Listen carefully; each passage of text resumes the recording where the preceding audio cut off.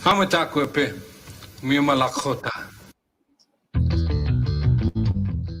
Because I can use you to prove to the raging atheist that atheism is foolishness. Yeah, that's been the overwhelming consensus, actually. Trust me, on the inside, I was screaming. Oh, I'm sure.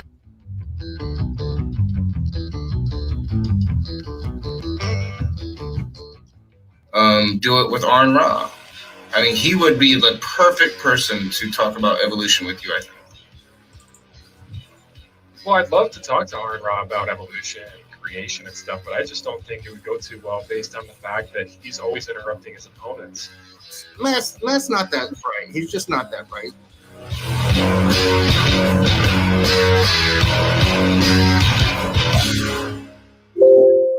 By if you want to give a brief introduction of yourself. I'm sure folks here are fairly familiar with you. Well, thanks for having me on. And I'm a retired research scientist.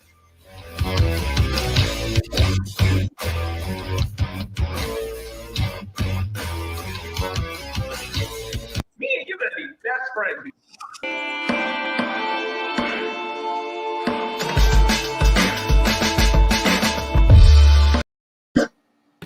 What's up, you heathens and demons, you sinners and saints, you beautiful, blasphemous people. Welcome back to The Rage. This is Seeing Red. Allie's here. I've got a few announcements. We've got a couple big streams tomorrow. The Apostate Alliance is going to be a really good episode. Seems to be getting some hype on Twitter, so maybe we'll have some more live viewers. If you guys aren't checking that out, that is a great show where we show... we're trying to introduce ex-Muslims and bring them and make them a part of the atheist community, skeptic community. So that's a really good show. It's hosted by John Peterson and Faye the Most Gracious, and that will be at 11 a.m. tomorrow. Tomorrow at 7 p.m. we have Jim Majors on. SJ was on with me and John Peterson a couple weeks ago.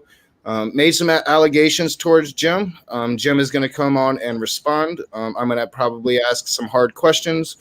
Should be a good conversation. Jim's a friend of the channel, has been for a long time.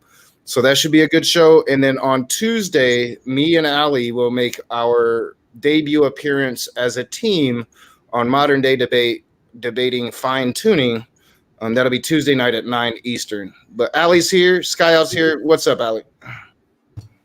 Hey guys, so thank you so much for the glowing introduction again. If you guys didn't catch it, if you are members of the Discord, the playback to the appearance that I made yesterday on Cyrus the Skeptic's channel talking about the YSCE in preparation for the launch of the Pissed Off Polytheist series on specifically folkism, it's well worth catching. We talked about how they are a racist pagan organization, which is fairly rare among pagan organizations. You have the AFA and the YSCE, and there's a couple of others, but it's a problem that we don't have near as much as other groups because we tend to do things like what I did on Cyrus's channel, which is to expose them. Ocean and I worked on that stuff for over 6 months, getting all the evidence. We didn't present near even a portion of what we have. We have like Discord channels full of stuff, and I'm going to be rolling more of that out on this channel. So if you're curious about that and you're looking forward to those series, it's going to be well worth checking out the introduction over on Cyrus's channel. We also have a Secular Literary Circle that is going to be delayed on Tuesday because of my debate with Nock. We're going to be starting probably closer to 11 rather than at like 10:30 the way we normally do.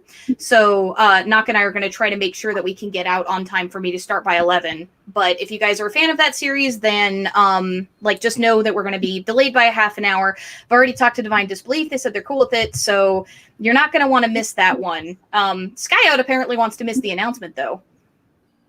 Yeah. So I threw up Drag's comment while he's gone.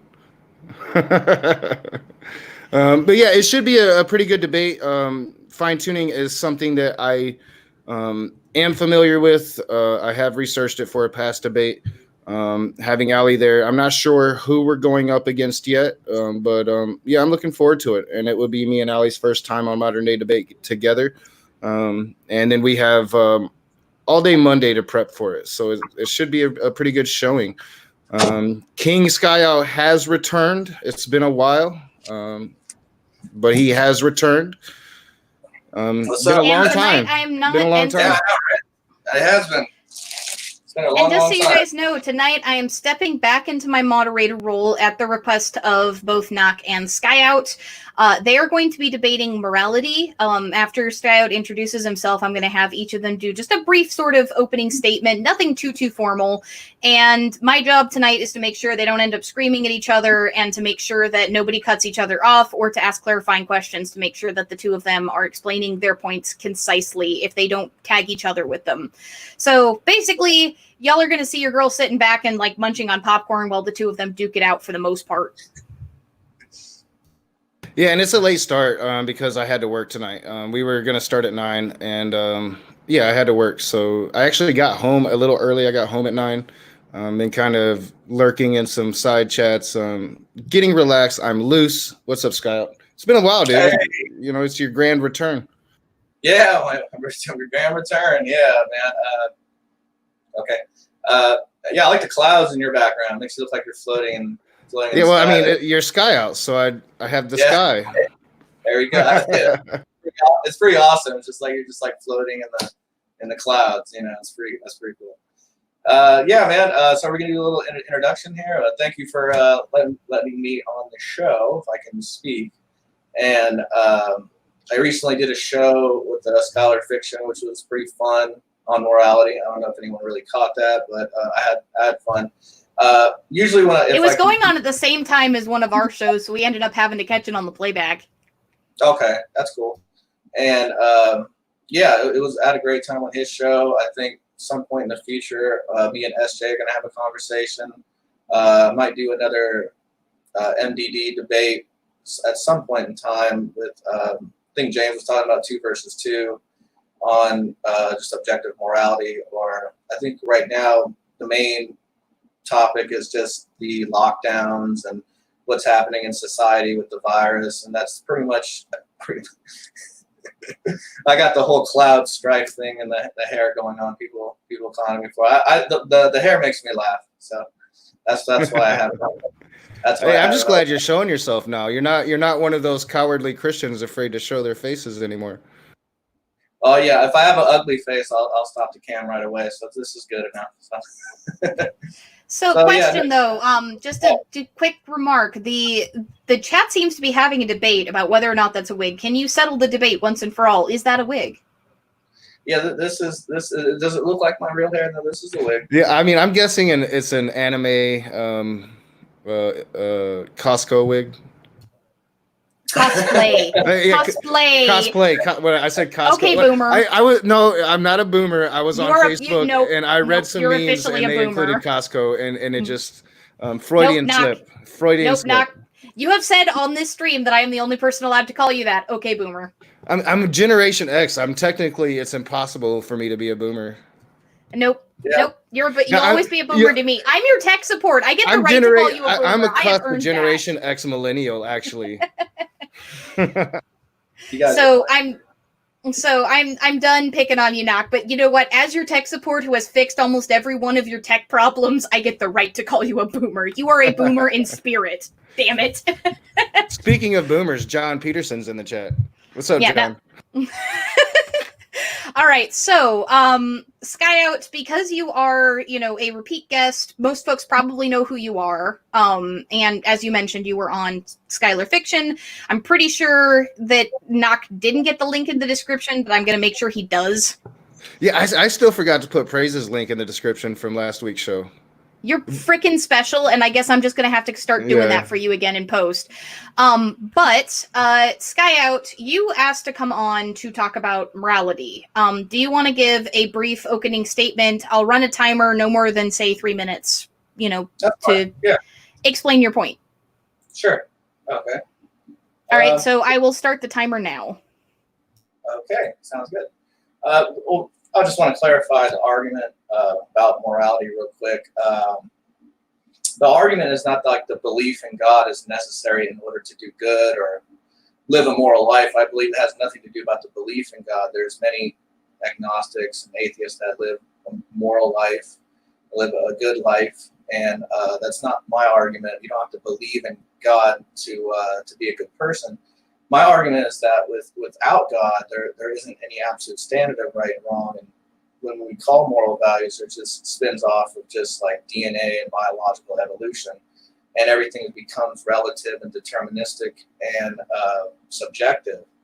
And the point on that view, and not saying that you can't be a good person, it's just like it becomes relative to say that another person's morals are better than yours without having a foundation to or an absolute standard to judge another person's moral system. So just like with the debate I have in scholar fiction on the subject of morality, his hang up is, and most agnostics will approach me with the same thing. How come God kills people in the Old Testament and things like that? And it has to do with the authority and nature of the subject of God, or the nature of the situation that causes a automatic reaction that breaks the law and the moral laws of God.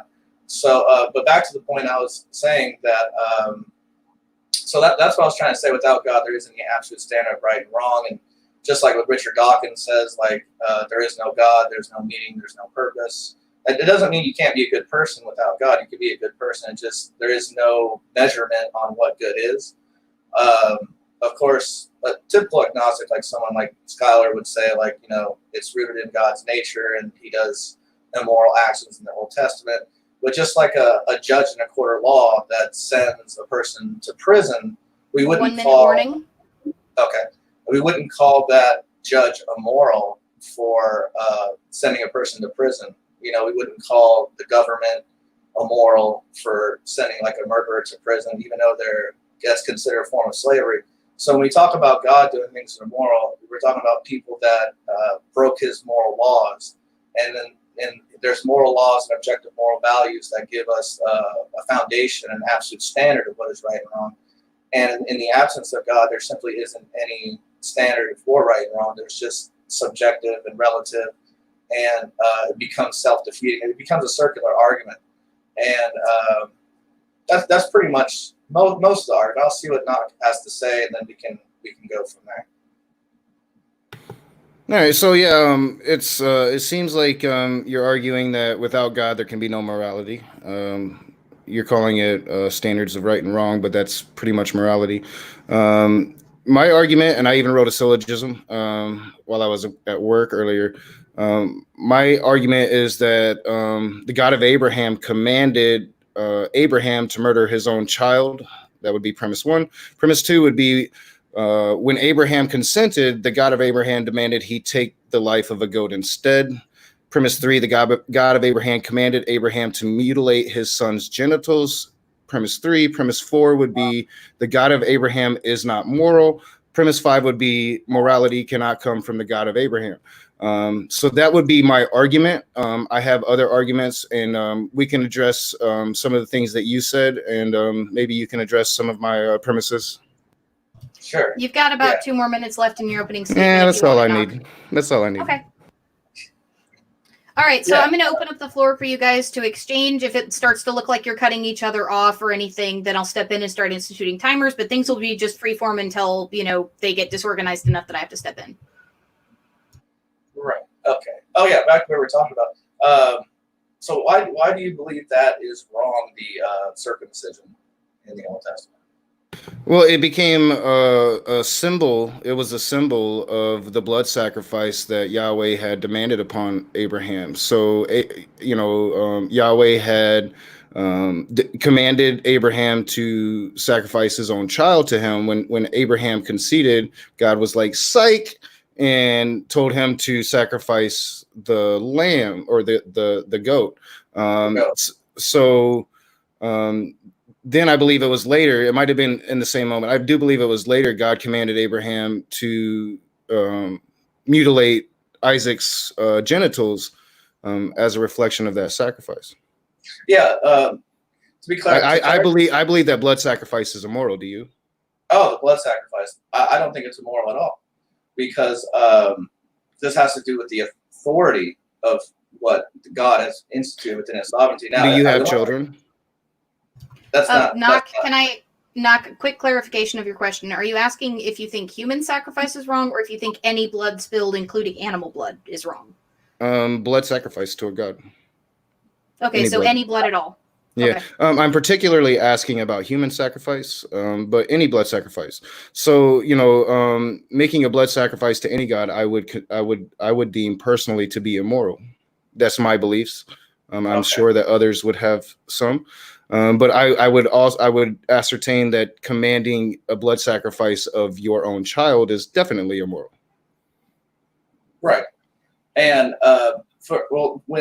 when God ordains something in the Old Testament, such as that kind of institution, the Israelites were the chosen people of God. So like, it's not immoral when God does it because He has the authority. Like, for example, would it be wrong if you take someone who has authority and someone that doesn't have authority to do that? So let's say someone does like a circumcision, but wasn't ordained by God and then was worshiping false gods. They don't have the authority to do that. Then I would consider that to be immoral. But when God does it, that happens every day in society. I was circumcised by a doctor, sure. who could have been atheist, could have been Muslim, could have been anything. He didn't necessarily have to be an adoring Christian ordained by God to commit that circumcision.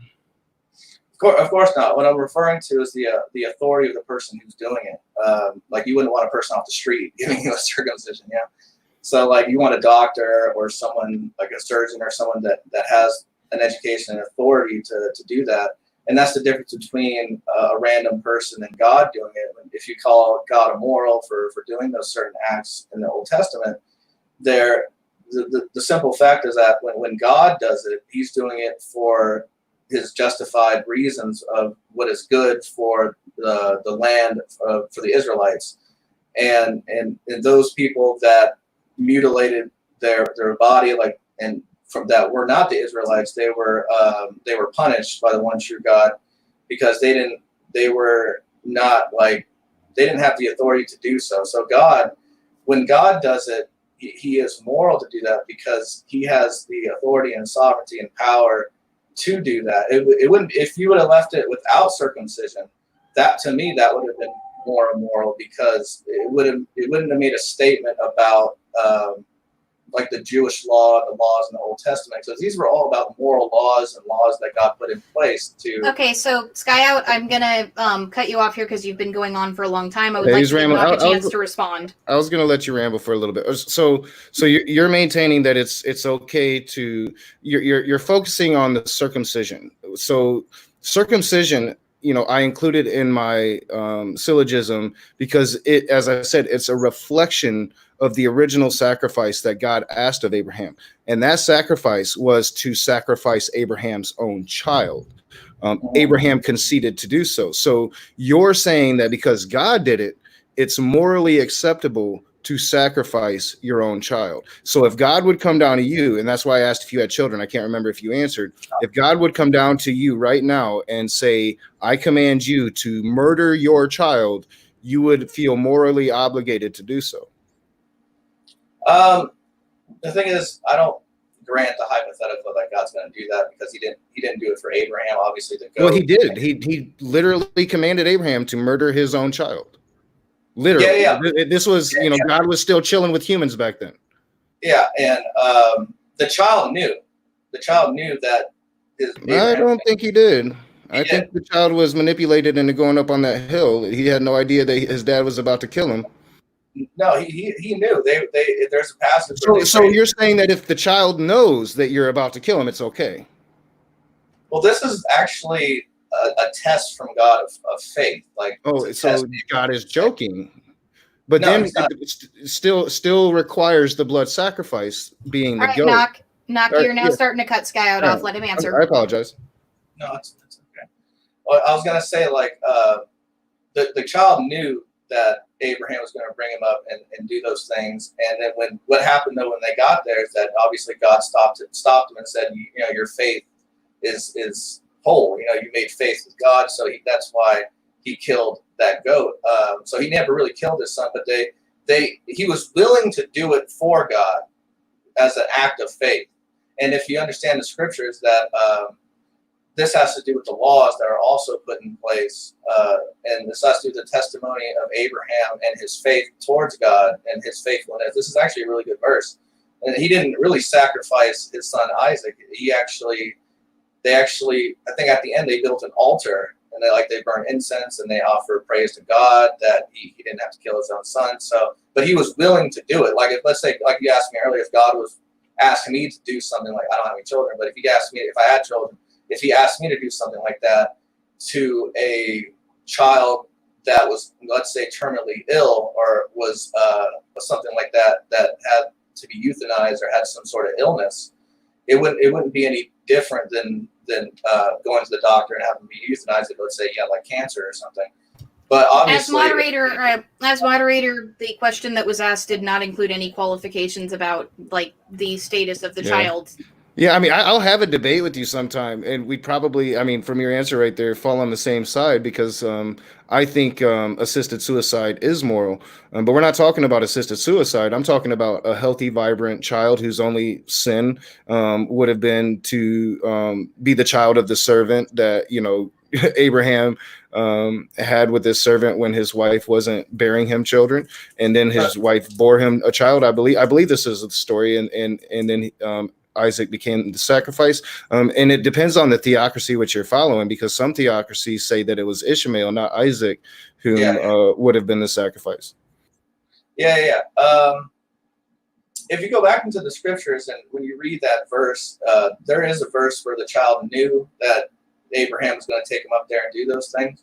And when God spoke to Abraham, Abraham had faith in God and knew that he would provide, and that his son would be able to be in heaven or be resurrected. I think there's a verse where he said he could possibly be resurrected. And so when he got there, and then to me it's not immoral because it didn't go through. It was an active test of faith. Like, let's say... I'm maintaining that just purely asking, purely commanding is immoral. So if I were to go and just command somebody to murder their child, I assume you would deem that to be an immoral act. It would be an immoral act if the person actually carried it out. But if it was to bring you to a certain... I'm talking about my act, just asking, just go, not even asking, commanding, commanding somebody to murder their child. I am in that moment committing an immoral act. I am telling somebody to murder their own child. That is an immoral act. It was to bring Abraham. You said it's an immoral act. I can completely understand that in your point of view. In a Christian perspective, it's not a moral act. It's a test of faith to bring Abraham to a location and then change his mind by the grace of God. So it's to bring you to a certain place so you can realize your actions are morally wrong, and then to test your faith to see if you're willing to do it for God. But then I completely agree with what you said, that it's morally wrong to murder your own child. But when it's based on God, it's not murder. But if it was based on some mafia or gangster, it would be murder.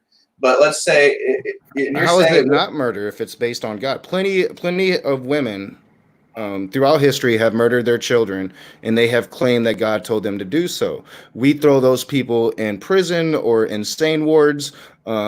We punish those acts for being immoral acts, do we not? Absolutely, but in this case, that didn't happen. Abraham did not kill his son Isaac. He brought him to a certain location. But he was going to until God told him not to. Until God told him not to. Now, those cases you just mentioned about women killing their children, if it really was God, he would have stopped them. So it wasn't the God of Abraham. It was probably some dark demon or something. But like you said, you believe that it's immoral for God to say murder your own child. But in this sense, I think the word is sacrifice. I think they use the word sacrifice.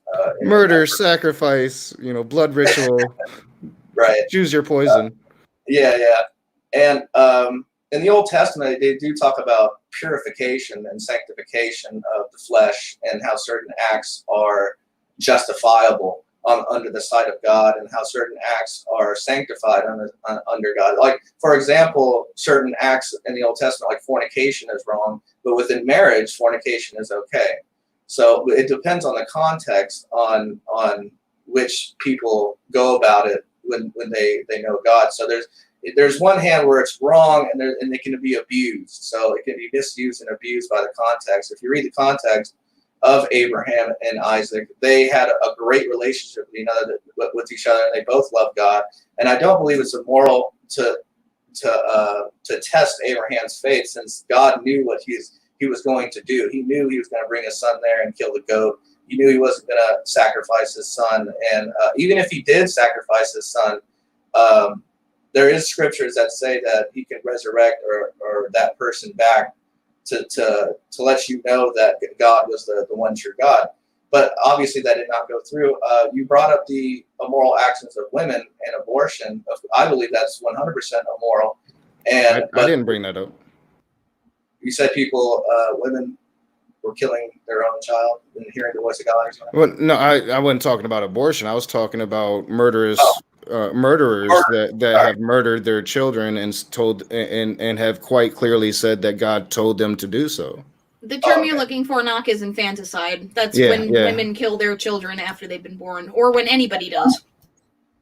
Yeah, I mean, yeah, I kind of consider abortion murder in a sense. I don't know what you mean by if you had like an actual. I mean, that's a totally different argument, and one I'm willing to have, but it would be a whole stream. But we're talking infanticide. We're talking killing living children. If you guys have that discussion, I'm not a moderator, just saying. Yeah, that would be a shit show, but I'm always willing to have an abortion debate. And I get quite heated during those, so rage would definitely come out. Okay.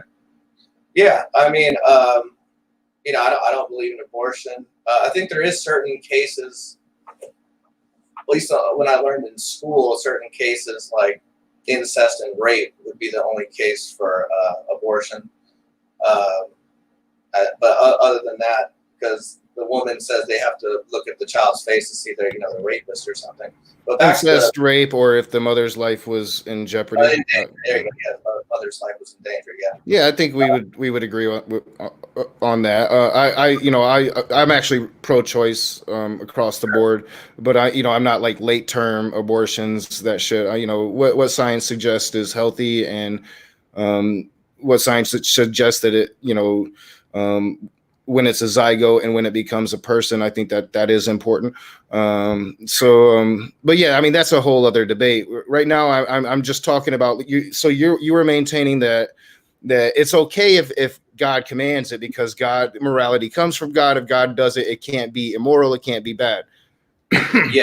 And you were using instances in your opening, talking about how people carrying out God's commandments, were the ones kind of warping and were the ones that were being immoral and not God himself. So I'm using this example specifically because this is a specific example where God does commit the immoral act.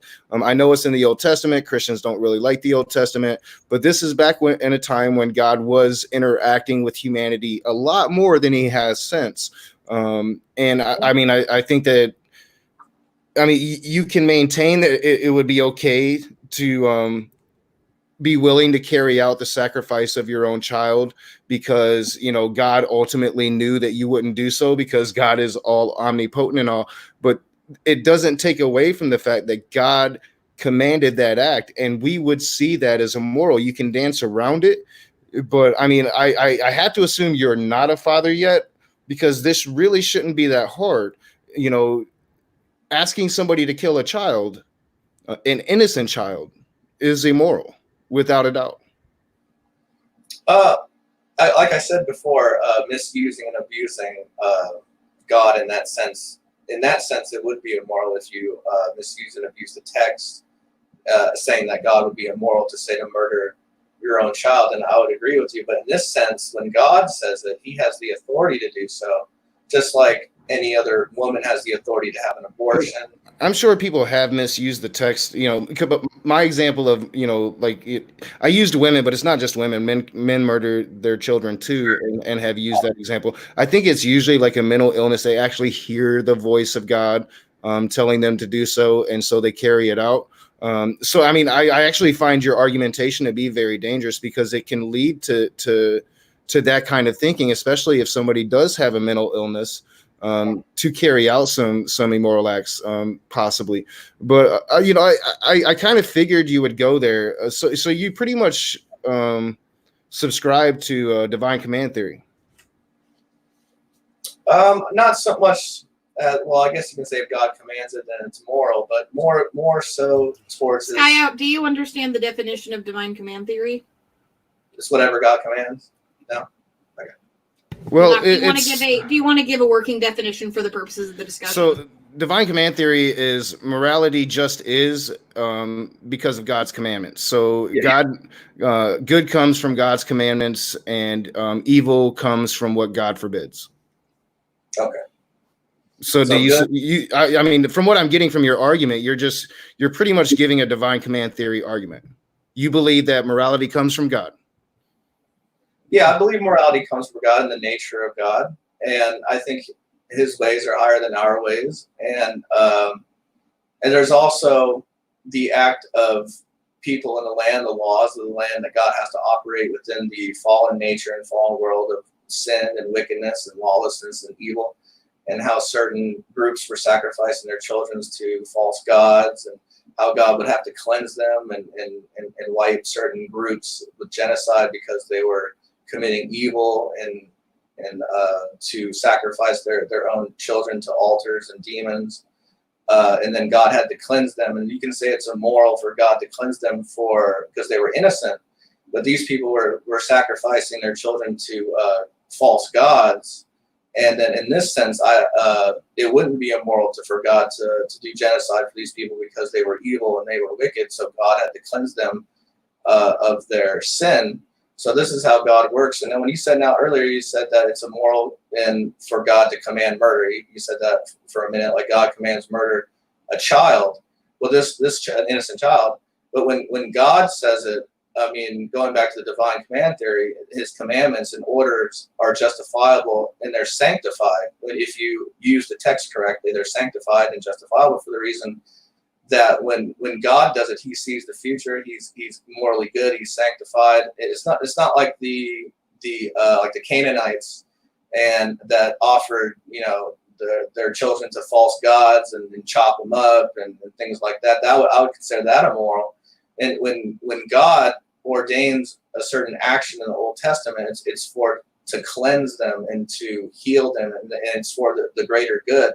And I wouldn't consider it immoral for the reason that God sees the wickedness in man, and He knows how to sanctify them and cleanse them of their wrongdoings through His commands and through His message and through His sovereignty. And I believe that when you say that when God, yeah. I'm going to give you about 30 more seconds, but you've been going on for a good 3 minutes. My bad. Okay. But again, going back to you said, you believe that God commanded murder of Isaac, and that's wrong. You said because he was innocent. And I would say that since it did not go through, it was to bring them to a location of a test of faith that was justifiable, that was sanctified, that was redeemable in the sight of God, to cleanse them of their wickedness and their doubt and sin. And that's all I have to say about that. All right. So, divine command theory, awesome. You're talking a lot about God giving commandments. So I want to clarify. So is that which is morally good, good because God commands it, or does God command it because it is morally good? Do you know the difference? Like, so is it moral because God commands it, or is God dictating a morality that already exists? I wouldn't say it's not. I mean, I wouldn't say dictating the morality that already exists. I would say He's fulfilling the promise that He has said in His Word about the Israelites, about how other groups would attack the Israelites and would have to be punished by their sins. As far as the moral commandments and divine command theory, when God actually orders something, just like a judge in a court of law, He is acting within the parameters of the laws, and He has to work within those laws, even if it appears to be wrong.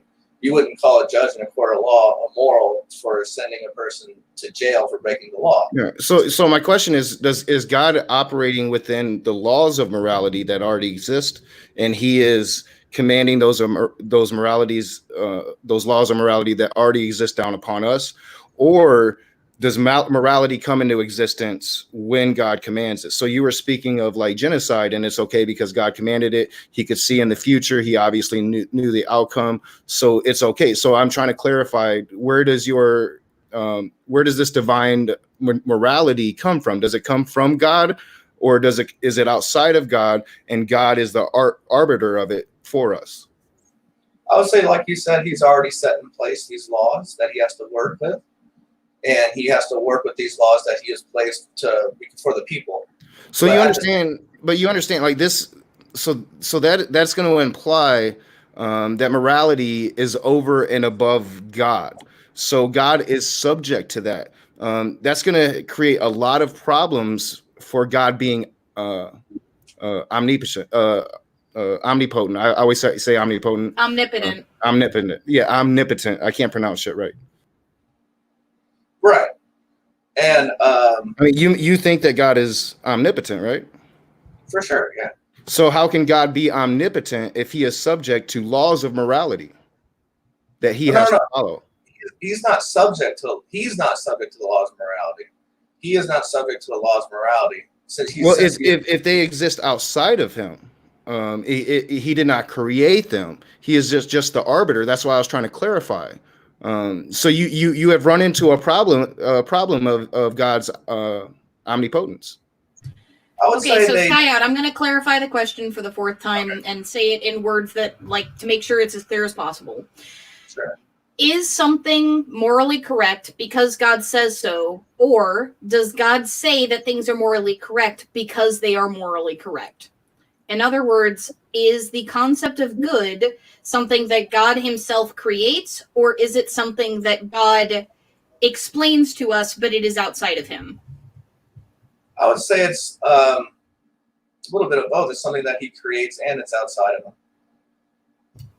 There isn't a both there. It's one or the other. Like Yeah, I mean, either God is what I call an God. You know, he has all of these characteristics that you want Him to have, or He doesn't.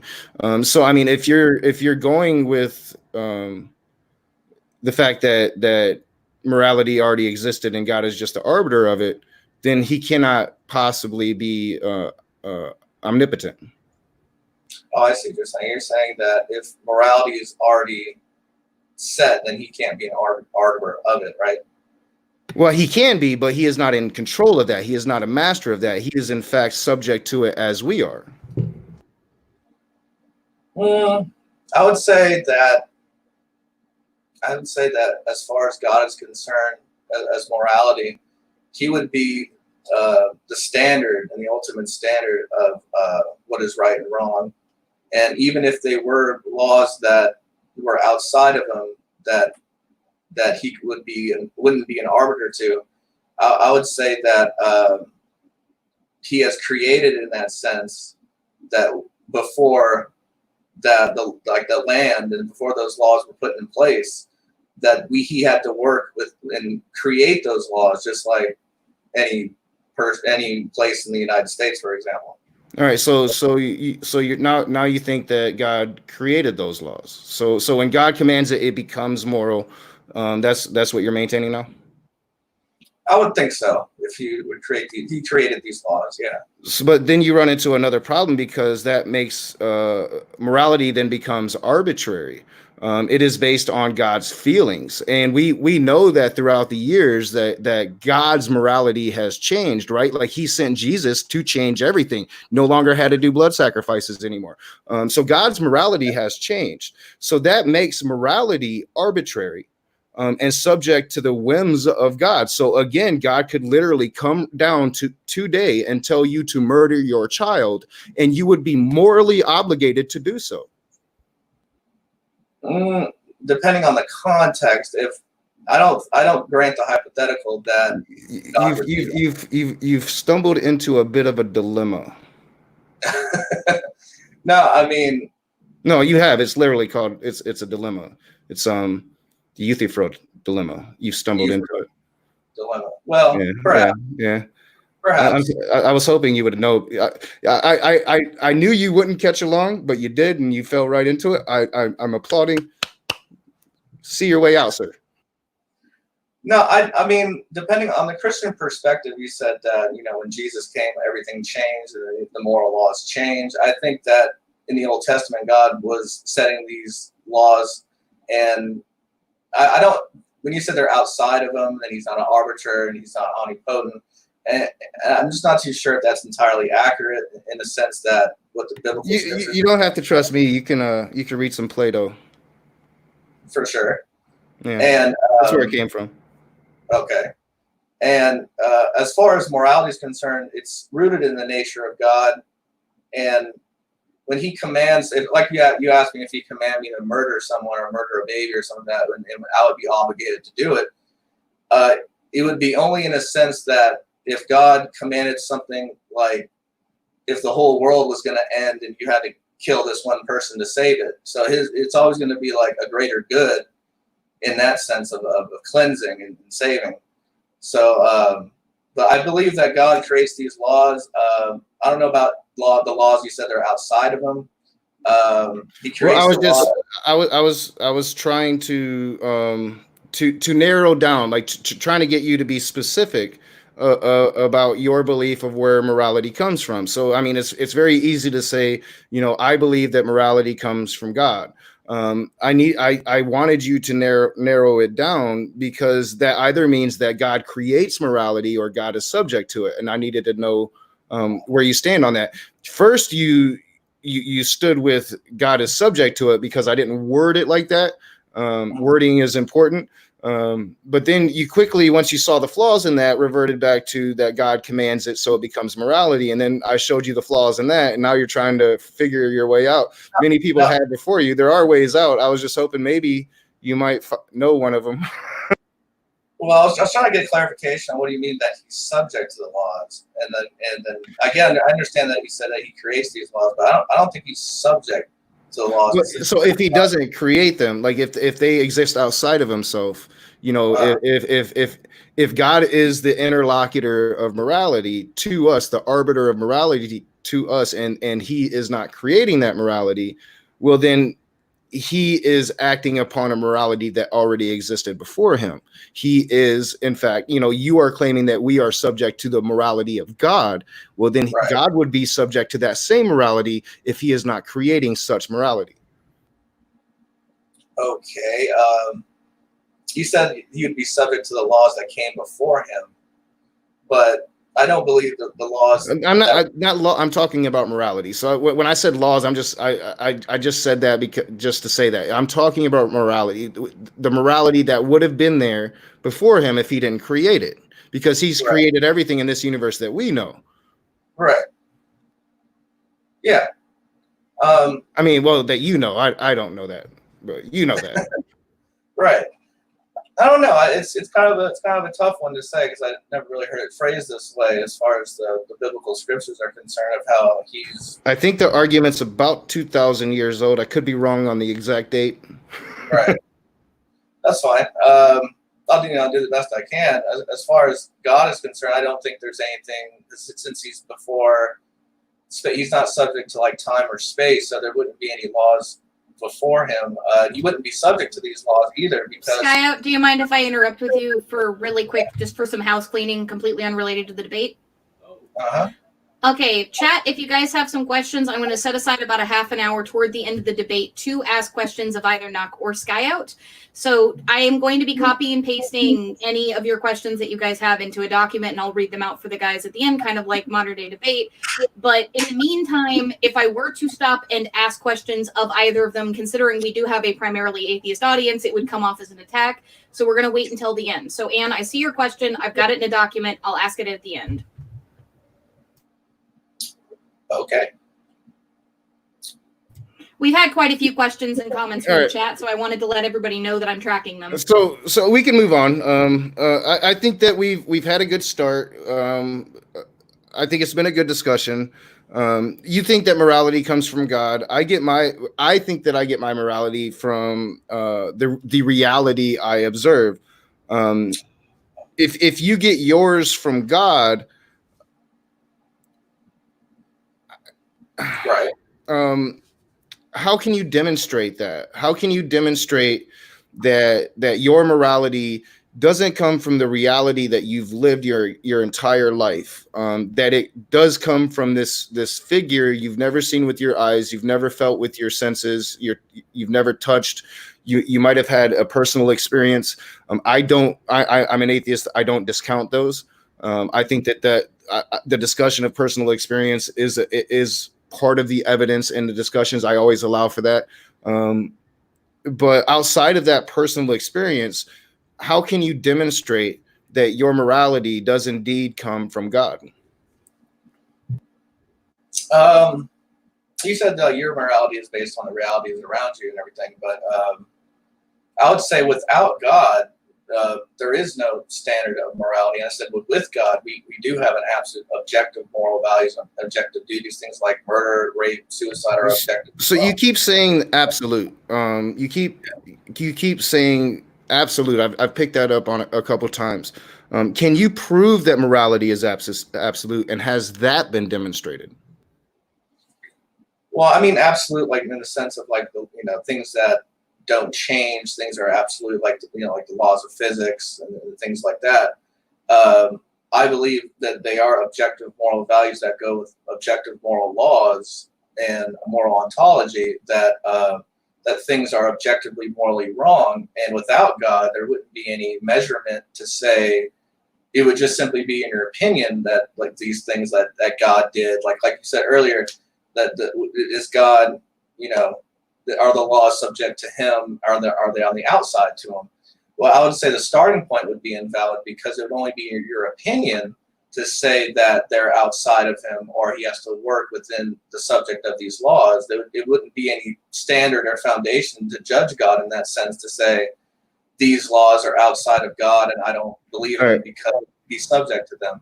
I don't want to cut you off, and Ali can moderate if she feels you need to, but I kind of feel like you're stumbling and not answering the questions. I understand you're still stuck in the Euthyphra dilemma, but we're beyond that now. I'm just trying to see if there's any way that you can demonstrate that your morality, your absolute morality, that it comes from God. Okay, my absolute morality comes from God. Like I said, it comes from God in a sense that he is the creator in that sense. Like he's the creator of the universe, right? So can you prove that this absolute morality can't exist without a God? Oh, no. I'm not saying it can't exist. I'm saying that you're stuck with only opinions when, and it's subjective to say things that are immoral, or you believe that the laws of God, or if if God is subject to the laws of himself, or if they're outside of himself, it would only be an opinion. It wouldn't be any absolute standard. It wouldn't be any measurement to say, well, I believe God's standards are subject. Why? Because there wouldn't be, like, if you're saying, okay, I believe without any foundation that it's only my opinion, which means that your opinion can go either way, whether the laws of God are subjective to him or to us, or the ones that he create. It wouldn't be any different than like a tree branch falling off. It would only be an opinion. There wouldn't be any foundation to say the laws that I believe in God are subject to him or outside of him, I don't agree with, when there's no basis or foundation to say, or knowledge to say that these things are wrong, objectively morally wrong, according to your worldview. So your worldview would be circular reasoning to say that these laws are subject to God and they're subject to his creation. There wouldn't be any standard to say that. So, like, with my point of view on the Christian perspective, if you grant that God is the ultimate source of morality, then we do have an objective standard by which we can judge by. Well, I mean, it's very easy to say, well, I'm a Christian and this is my point of view. I'm asking you to demonstrate that it is indeed God and not the reality that you've experienced in however many years you've been on this earth? It would be circular reasoning to say that, and it would only be in a subjective, relative, and deterministic opinion to say that I have morality in a sense that is objective in the absence of God. And because when you make moral statements, you're actually contradicting yourself in that sense, because there's no standard to say your morals are the absolute standard to judge by for the whole world. Another person could disagree with you. You would have no objection because you would only be stuck with your opinions. So in that sense, when you said that God is subject to the laws and subject to the laws that and he is subject to himself that came before, and there is no, I mean, I don't know how you come to that conclusion when there is no measurement to say that he is being immoral, or if he's working within the parameters of his creation of those laws, or if he's subject to the laws of himself. Like when you say those things, it's circular reasoning to say those things, because it would only be your opinion to say those things. So there would be no measurement to say that God has to work with the laws that are subject to himself. Like I think that's what you're saying. The laws that he is subject to himself that came before him, and then he has to work. No. My argument that isn't. I don't argue. See, my argument is that God doesn't exist. So when I talked about God being subject to the laws of morality that existed before him, I was breaking down your argument. So I was breaking down divine command theory. I don't subscribe to divine command theory. Divine command theory is your argument. So right now you're arguing against yourself. No, I would say you'd have to explain, again, without an actual standard, why you disagree on that divine command theory. Like, how come you don't agree with it? And if you say, like, well, I don't agree with it because I don't agree with it, that's circular reasoning. Well, no, I don't agree with it because I don't think that God exists. So my argument isn't divine command theory. My argument for my morality, I gave it to you, is that my morality is based on the reality around me. That's my argument for my morality. I don't think that God creates any of these laws. I don't think that the best solution to absolute morality or objective morality, as you keep putting it, has to lead to a God. I think that there are far better demonstrable answers to that. One of those being evolution, that humans determined an absolute objective morality over years of learning from past generations. Now, I don't believe in an absolute objective morality. I do believe in some objective morality, but I usually believe that those objective moralities are very subjective. Right. So when I believe that God's morality is very subjective because it has changed numerous times over the years. Right. And that would be your subjective opinion that he has changed those things a number of years, right? It wouldn't be any objective. Well, no, you can demonstrate that. You can demonstrate that God's morality has changed. The New Testament story is a changing of God's morality itself. But if we can prove that it didn't change, would it change your mind about God? I mean, he offered a solution, so you no longer had to commit previously immoral acts, being blood sacrifice to a blood god, amongst others. So, I mean, he did change his morality, and we can demonstrate that the morality of the followers of Yahweh has changed demonstratively over periods of time, and that's how we get denominations. That's how we get so many different interpretations of the same words in the same book. I don't see your objection, even if he did change the morality, which I don't agree on that hypothetical, but I don't see your objection when your foundation for saying that you object to changing morality is circular. Well, I mean, I don't think that you would say that God still condones slavery, and yet he did in the past. Well, he regulated slavery. He didn't condone slavery. That's a different regulation topic. Condoning. I mean, if you're regulating slavery, you're condoning it.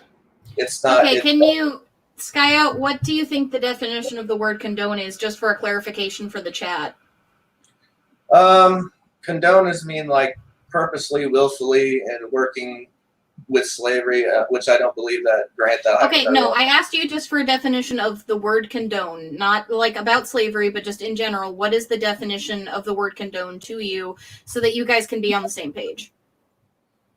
Well, I don't know the direct definition. I'm just giving a kind of a generalization on the word condone. I mean, you can look it up for me, but to me, condone means like an actual condoning in a sense that he's willfully condoning it in that way where it wouldn't matter because he's agreeing with it that it wouldn't make a difference because that's what it would be. And I don't believe he could have commanded his people to not have a slave trade. Am I correct? So we're on slavery now, just to be clear. Well, I just brought that up as an example. I mean, you're saying that God's morality doesn't change. I mean, I'm saying that you need to demonstrate that it doesn't change because demonstratively it has over the course of the last, I don't know, I think Abrahamics is about 4,000 years old. Yeah. Okay. If it has changed or not changed, where is your disagreement that it has changed? I don't see how you can disagree. I just pointed it out, like slavery. I mean, I'm assuming now maybe you think God still wants to regulate slavery, regulate, condone, tomato. Right. But I'm assuming that you don't think that your God would condone slavery today, but yet he did in the past, or regulate slavery today, and yet he did in the past. Yeah, and on the topic of slavery, the Hebrew word for slavery is. Praise is so much better at this one than you, and he's already been kind of crushed. And we just had Dr. Josh on, kind of correcting all the bullshit he said. So don't make us bring Dr. Josh back on to correct the bullshit you say. No, but for real though, I mean, I'm saying that. Hey, Knock, don't discourage him. Any excuse to bring Dr. Josh back on. Any excuse to get Dr. Josh on. Love Dr. Josh. But no, really, he's really cool. I enjoyed speaking with Dr. Josh and Skylar the last time I was on. But back to the subject of slavery, there's different forms of slavery in the Bible that doesn't necessarily mean like chattel slavery. They can mean like servant and to pay off a debt, for example. All right. So get off of God. All right. So our views of morality have changed, right? Over the years. Numerous times. I don't think you would disagree with that. In what way? Well, I mean, slavery, the way we treat women, the way we treat minorities, the way we treat LGBTQ plus. I can go on and on and on. I mean, you're not going to disagree that the morality of humanity has changed, are you? I would say we have laws like equal rights, and we have, civil rights, gay rights that have been placed to protect ourselves, just like God has placed laws to in the Old Testament even though those laws might be, you might say that they're wrong or immoral, but then to say those things would be no measurement to say that. It would be circular reasoning to say that, well, they changed, therefore I don't believe that God is the source of morality. But to say that since they changed, no, you've quite clearly said though God is the source of objective, absolute morality. Yeah. So if that is the case, then why does human morality change sporadically, continuously, and constantly? I think they change within, not in the sense that you're using it, but they change in a sense how God has put these moral laws in place and how people misuse and abuse these laws, and how people misuse the laws that he has given to us. So they're towards subjectivity in that sense. They're subjective. So let me put it this way. Not even, a couple hundred years ago in this country, it was perfectly acceptable to own human beings, abuse those human beings, force those human beings to do labor for you. And that was a perfectly acceptable practice in this country. Morally acceptable.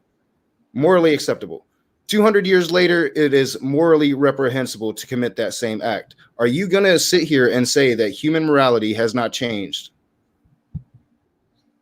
It's changed in that sense. Yeah, sure.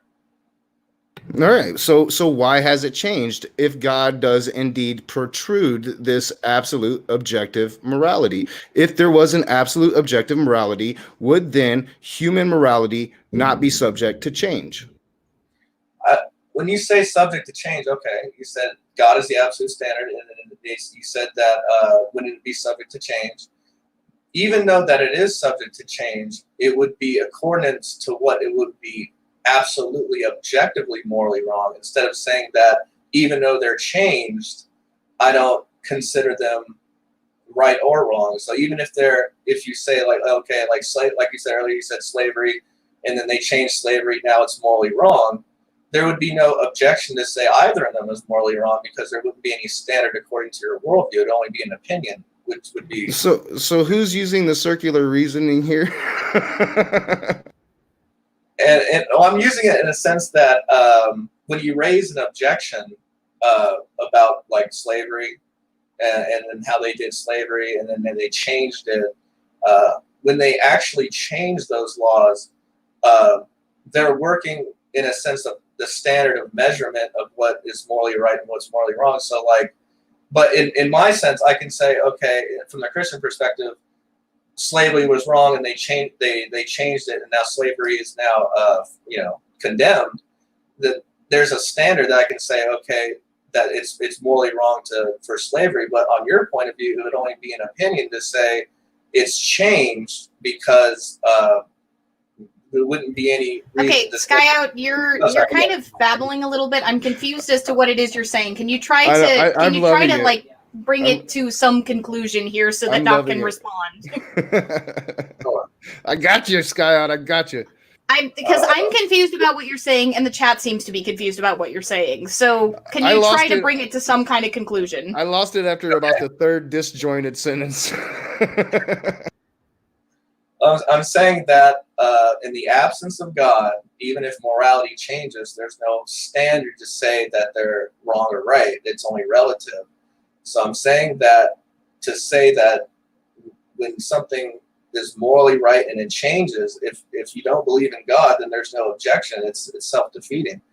It's to say that your opinion that it changed, that you believe is wrong, but it wouldn't be wrong according to your worldview. It'd be circular. So it wouldn't make any sense. So right now, your reasoning here right now is essentially, well, if there is no God, this isn't the type of world I would want to live in. And that's really ludicrous, because the type of world you want to live in bears no relevance to the world you do live in. Do you understand that?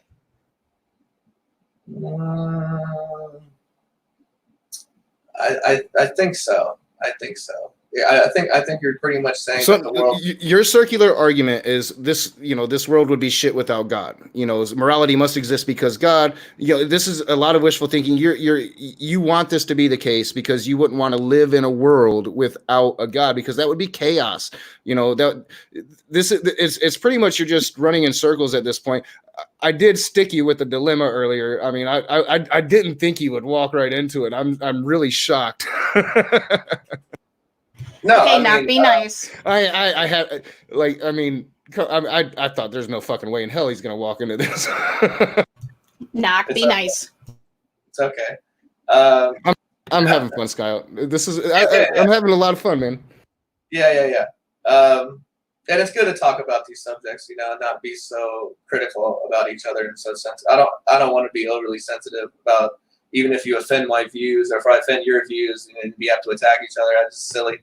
I think I've come a long way in that regard. You pretty much have to really just outright start spitting some bigotry, really, for me to rage out on you anymore. Yeah, I mean, I wouldn't. Yeah, wouldn't do that. But back to the subject. The last person who got either of us to pop the fuck off was Misa. Yeah, I think he was probably the last one. You're right. And like I said before, like in my, let me just speak from my perspective. And from the Christian perspective, I can say that even if morality changes, it wouldn't be a opinion that I would consider the change right or morally wrong, because I wouldn't have a basis to say that if morality changes, it changes for the good or changes for the bad, because how could I say that when it would only be... So can I ask, are you now arguing that God's morality is not absolutely objective, but very, very subjective and subject to change? And that's cool. That's cool because, that's why human morality changes, obviously, because, we're guided by God and God has this changing morality. Are you changing your stance, Skyout? No. I'm saying that without God and in the absence of God, and if God does not exist, you're only left with things that are deterministic, relative, and subjective. So even if morality changes, so again, you're falling back to that argument though that without God it would just be chaos. You have to have God to have morality, or it would just be chaos. And again, I'm saying that you're arguing for a world that you wish that existed, but I'm arguing about the world that does exist. Subjective morality is very demonstrable. The subjective morality of the religious is demonstrable. So you need to demonstrate that God's morality is one, absolute, and two, objective. right? And well, I didn't say there would be chaos if people didn't believe in God. I would say You were implying that it's the argument you're using. You might not realize that, but that's the argument you were using. So I'm going to Right. cut in for a second. I need to get a clarification for the chat. Skyout, you've said repeatedly through this debate from the Christian's perspective.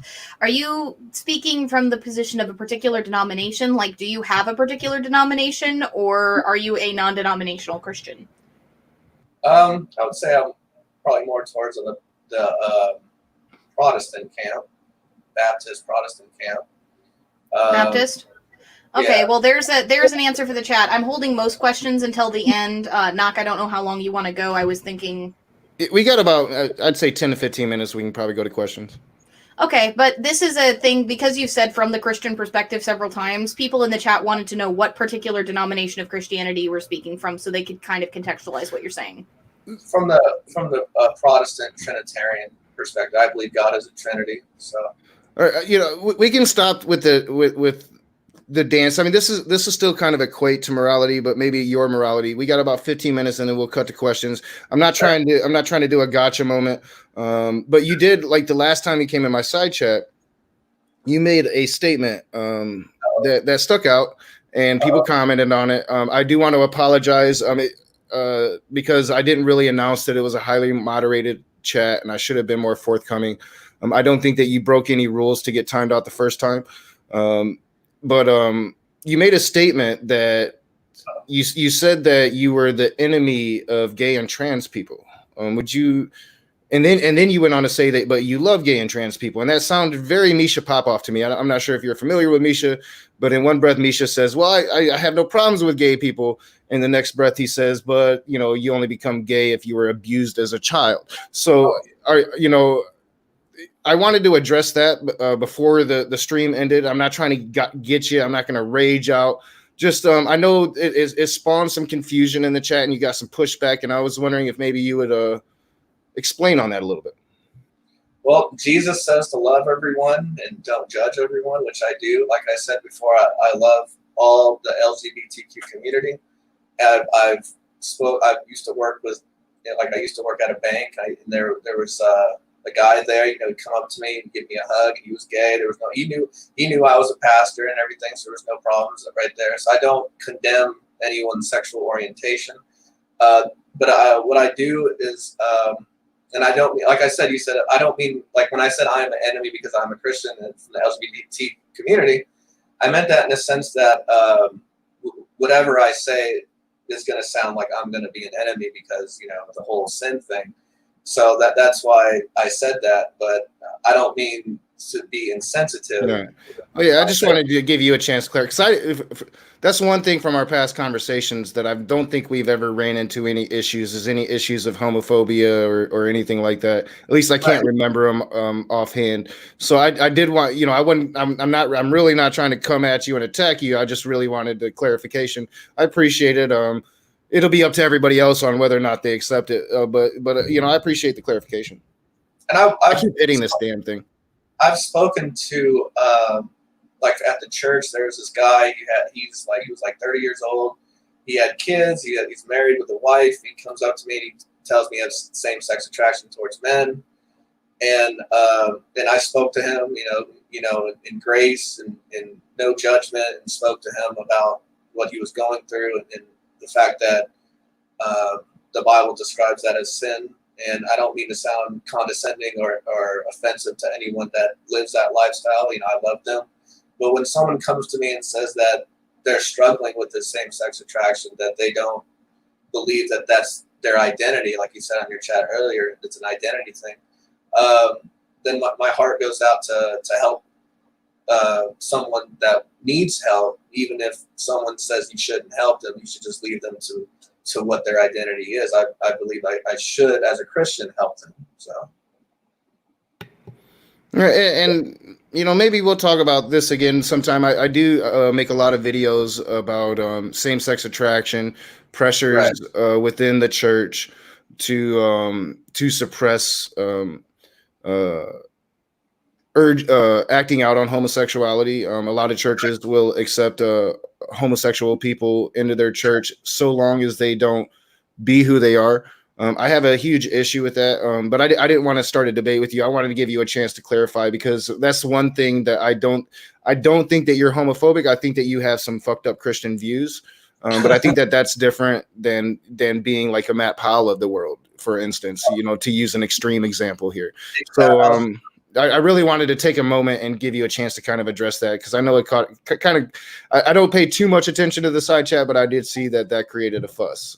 Yeah, I agree with you. I was just thinking that's funny you said the word extreme, because that's what they are. They're radical fundamentalist extremists. Yeah, and I deal with a lot of those. So I try not to, when I can, I try not to lump people in with them. I don't think that you're that. I think that you got caught the fuck up in a morality debate tonight, and it was brilliant. But of course, I'm going to think that. It was.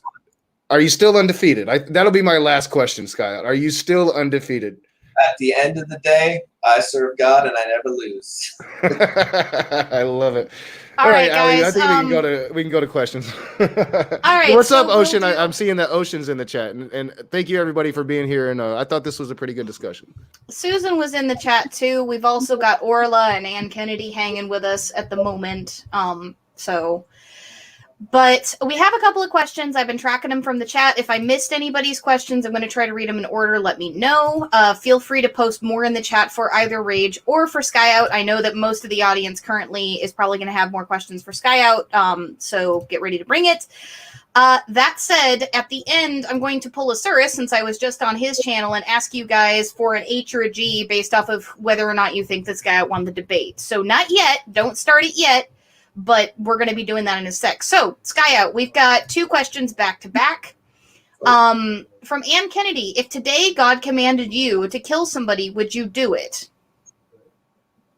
I don't grant the hypothetical he would do that, so no. Okay, this is a if he did, would you? It's not whether I would or not. It's not even a hypothetical. Your Bible clearly states he's done it in the past.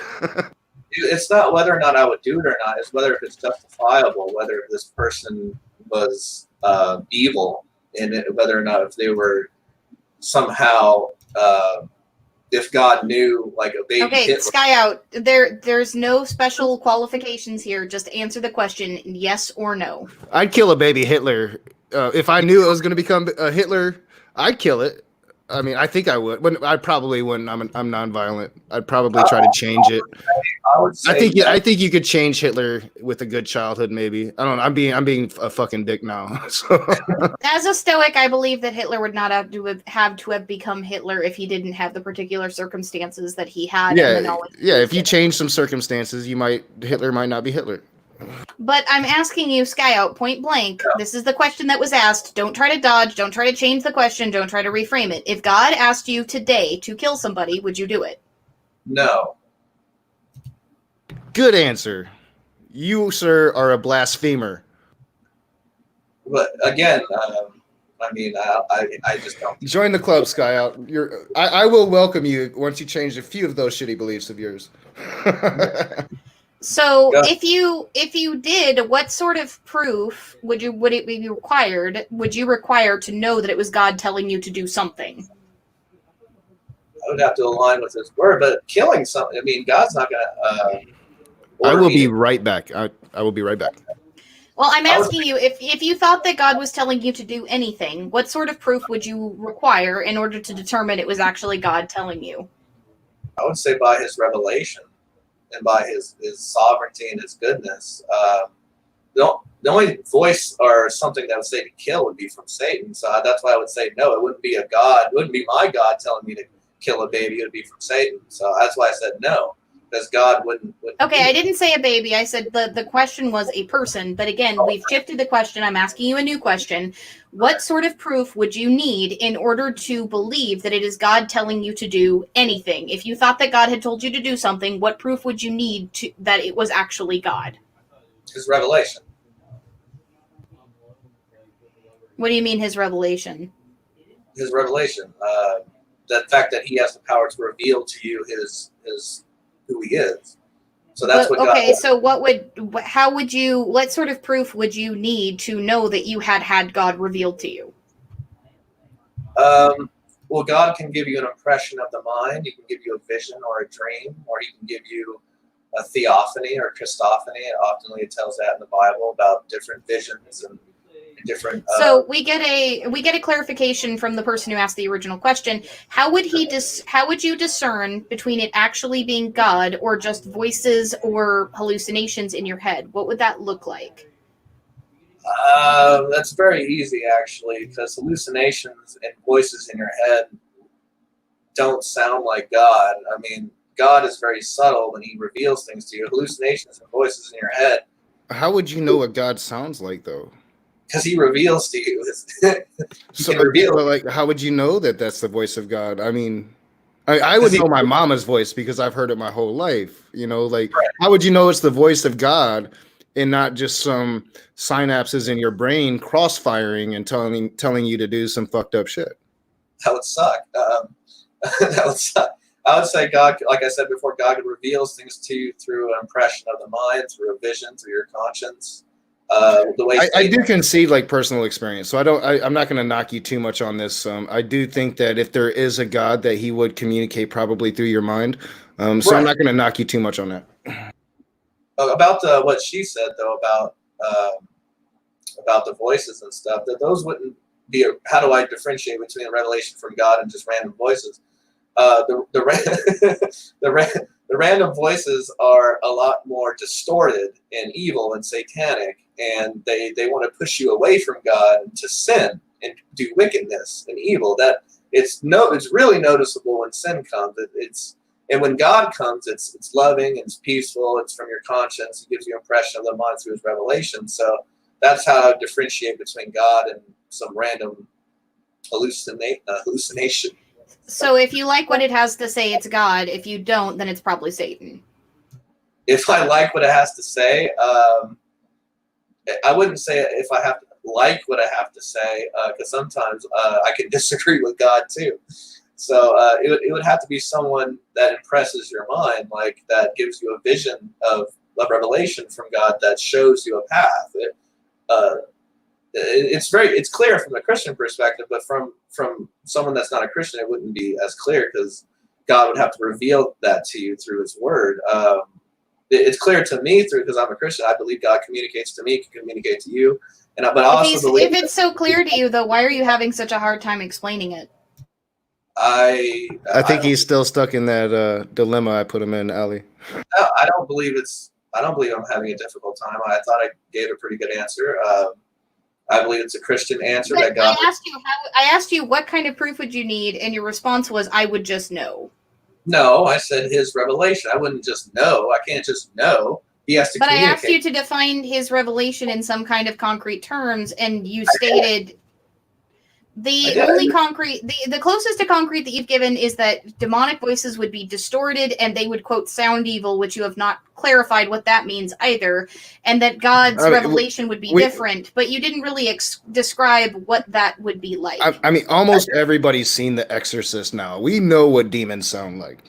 be like Linda Blair's head spinning. I mean, I feel like I need an angry. I need an angry Callan in the corner being like, "No, y'all don't," because she's a Sumerian reconstructionist and actually knows a lot about where the concept of demons came from. Skyout, you're literally saying that your god is subject to pop culture now.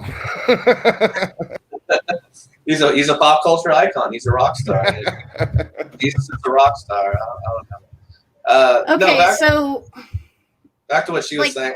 I said that impression of the mind and a vision that God communicates through your conscience. That's how he reveals things to you. That's what I said.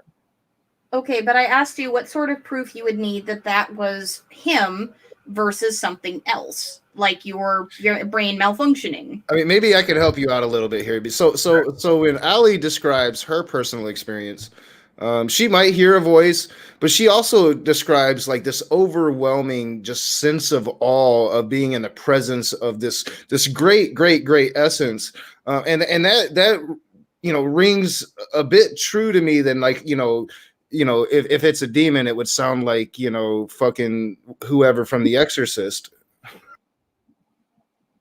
I'm trying to help you out. I'm trying to say, like, maybe you should study what polytheists are saying about their experiences with God, and it might be a bit more powerful than this, cookie cutter, hand me down, generic answer you're giving. Well, I can consider a polytheistic view. I have no problems with that, but I'm not saying you have to become a polytheist. I'm just saying, like, listen to how they talk about their experiences with God. It's really hard to like combat it because it's like, how the fuck, I can't say shit about that, to where you're talking about voices in your head. And I'm like, I've got a voice in my head. And sometimes that voice sounds different. Like if I'm singing along in my head to a song, like say it's Guns N' Roses. The voice in my head sounds exactly like Axl Rose, yo. Yeah, welcome to the jungle. Yeah, yeah, I know what you mean. I'm interested on the whole polytheistic thing because I'm a monotheistic, but there's different polytheism, like and doesn't even have to be polytheist. Just like I've seen Buddhists talk about the Enlightenment in a way that is far more moving than like I've got this voice and I know it's God because I've seen movies. Well, I wouldn't. I think you'd probably go crazy if God would yell into your mind over and over. It's not a voice, it's a revelation. It's a realization. It's communication in that sense of looking at it, something natural and have it communicate to you. It's something that transcends human understanding. That would be God. He would be transcendent. So God speaks through the intuition. No, because your intuition denies God through sin. So just like my intuition would deny God through my rebellion and sin and separation from God because I'm a sinner. So I'm inclined not to believe in God. Why would God make that mechanism though? Like why does sin deny God? Like what are you talking about? Sin? What is sin? Sin is separation from God, iniquity, transgressions, wickedness, lawlessness, unbelief. So every time you choke the lizard, you are separating yourself from God. No, I would say that whenever you I don't think he knows what that means. I got it. Whenever you masturbate. I got it. I didn't want to say it. I just didn't want to say it. But I feel like we're building up to a same as yours here. We have another clarification from the original question asker. She wants to know, what is a revelation? Because you've attempted to describe it several times, but you keep describing it both differently and very unclearly to the point where the original question asker keeps asking you to clarify. Sure. It's revelation through his word, through the knowledge of God, something that reveals to you. It's a realization. It's an impression of the mind, such as a vision or a dream through God's word, through inspiration. How do you distinguish that from your thoughts? How do you distinguish that from your intuition? How do you distinguish that? Because again, there are some times that people have correct intuitions, like for example, having the intuition that a child predator is creepy. If you've ever had experience with child predators, you might pick that vibe up off of them, and you would be correct, even though you're claiming that the intuition is completely unreliable, which I agree to a certain extent it is. But sometimes it's correct and sometimes it's not. So how would you determine the difference between your intuition and your thoughts and this divine revelation of yours?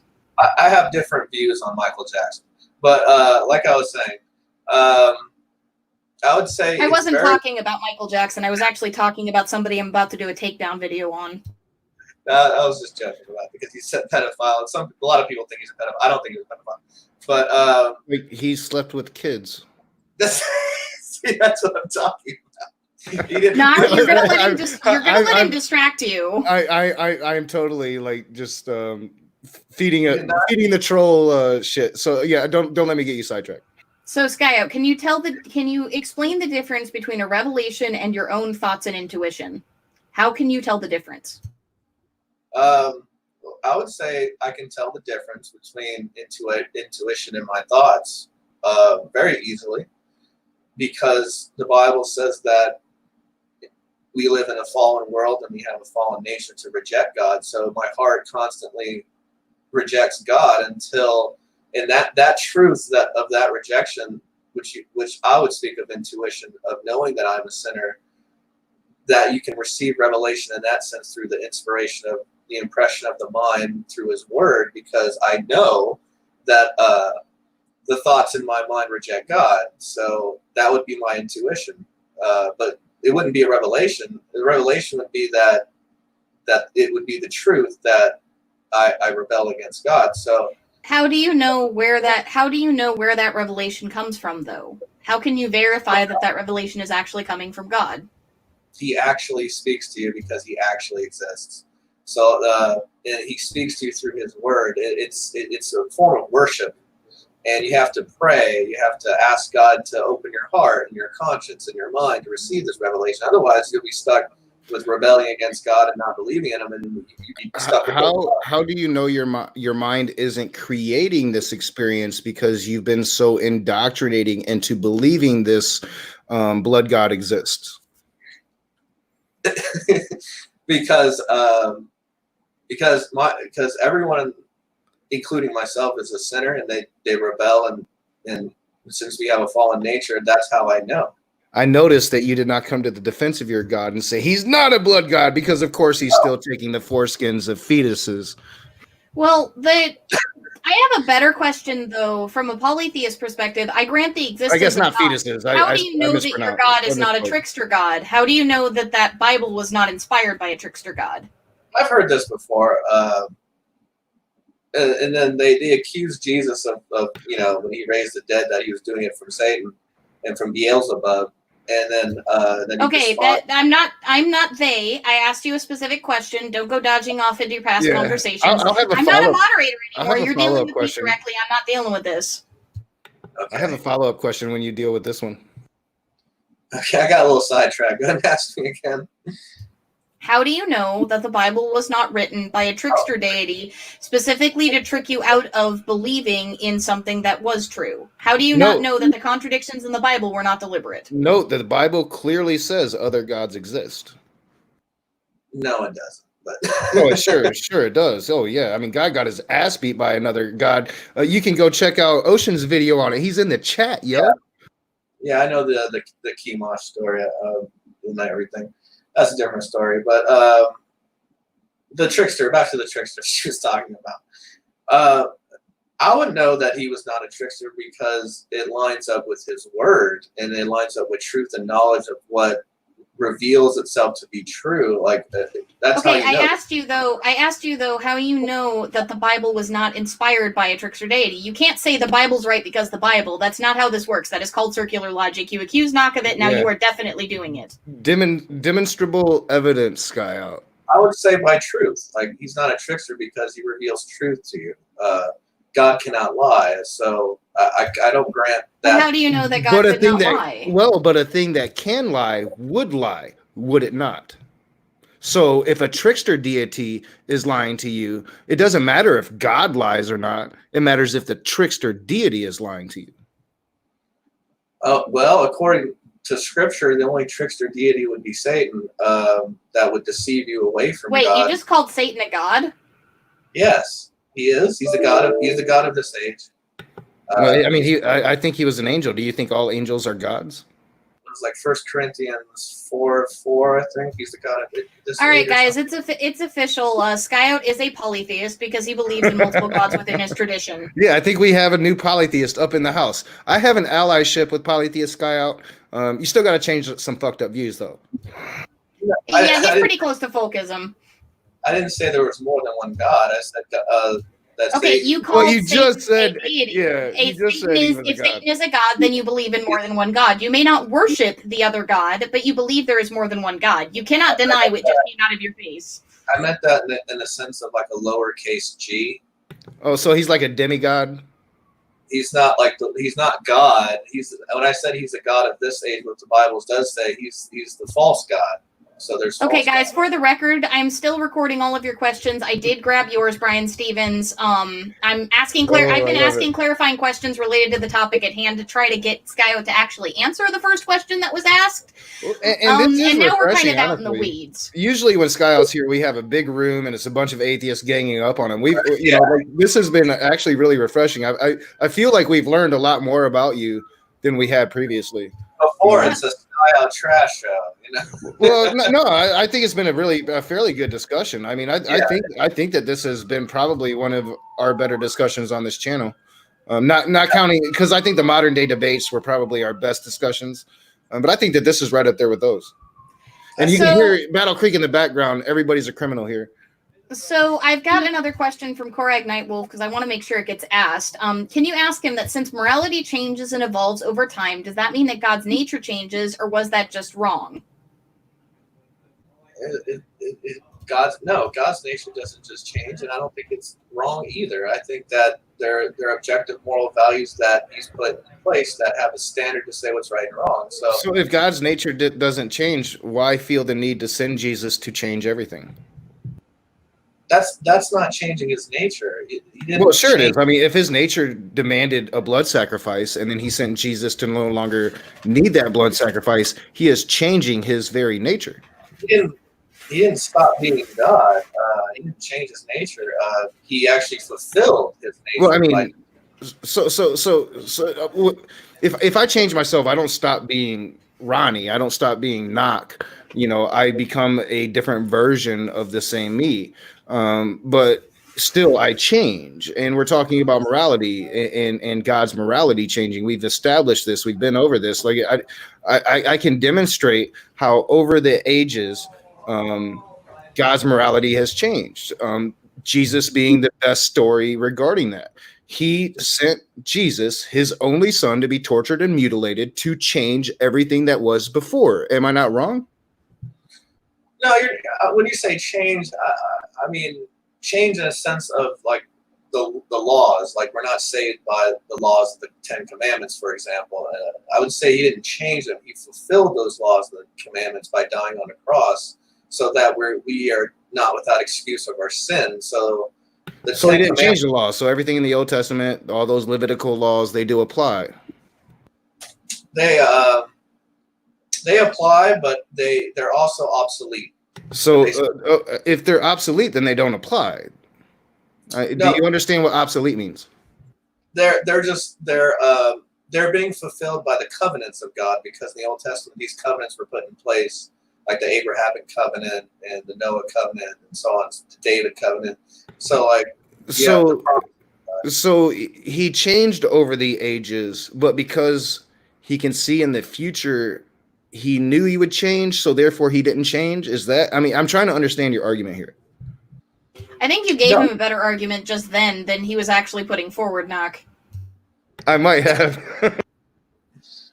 I would say he didn't change. He was fulfilling the prophecy of his promises, and by fulfilling these promises, he had to. Are the Jews currently ruling over Jerusalem? Like, have they returned to Zion completely? Like, is there no more war in the Middle East? Of course there is, but hopefully one day there won't be. I mean, the Arabs and the Jews, we're always going to have that. Except for one of the covenants of David and such was that they would return to Zion and rule over it, and peace would be established. Yeah, of course. There's also prophecies that weren't fulfilled because it had nothing to do with the bloodline of Christ. So certain things had to be set aside to You don't want to get me on the Okay, I don't bloodline of think Christ. I You don't really think you don't. That's a whole other understand- debate. I really don't think you understand like what covenants you reference, because the covenants you referenced were all military and they were all about land. And so every single one of the covenants that you referenced were about the Jews coming back to the promised land and ruling over it and ousting the occupiers from it. Well, the Jews did go to the promised land, actually, the promised land of Canaan. So they did make it, and it was fulfilled. No, I'm talking about like in the Yeah. modern day, the promises were that effectively the Messiah would rise up and overthrow the occupying forces so that the Jews could reestablish themselves in the land of Zion. Yeah, I mean, Right.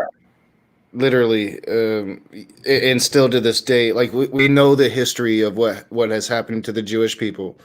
No need to bring that up now. They recently got Israel back in a way because of the UN.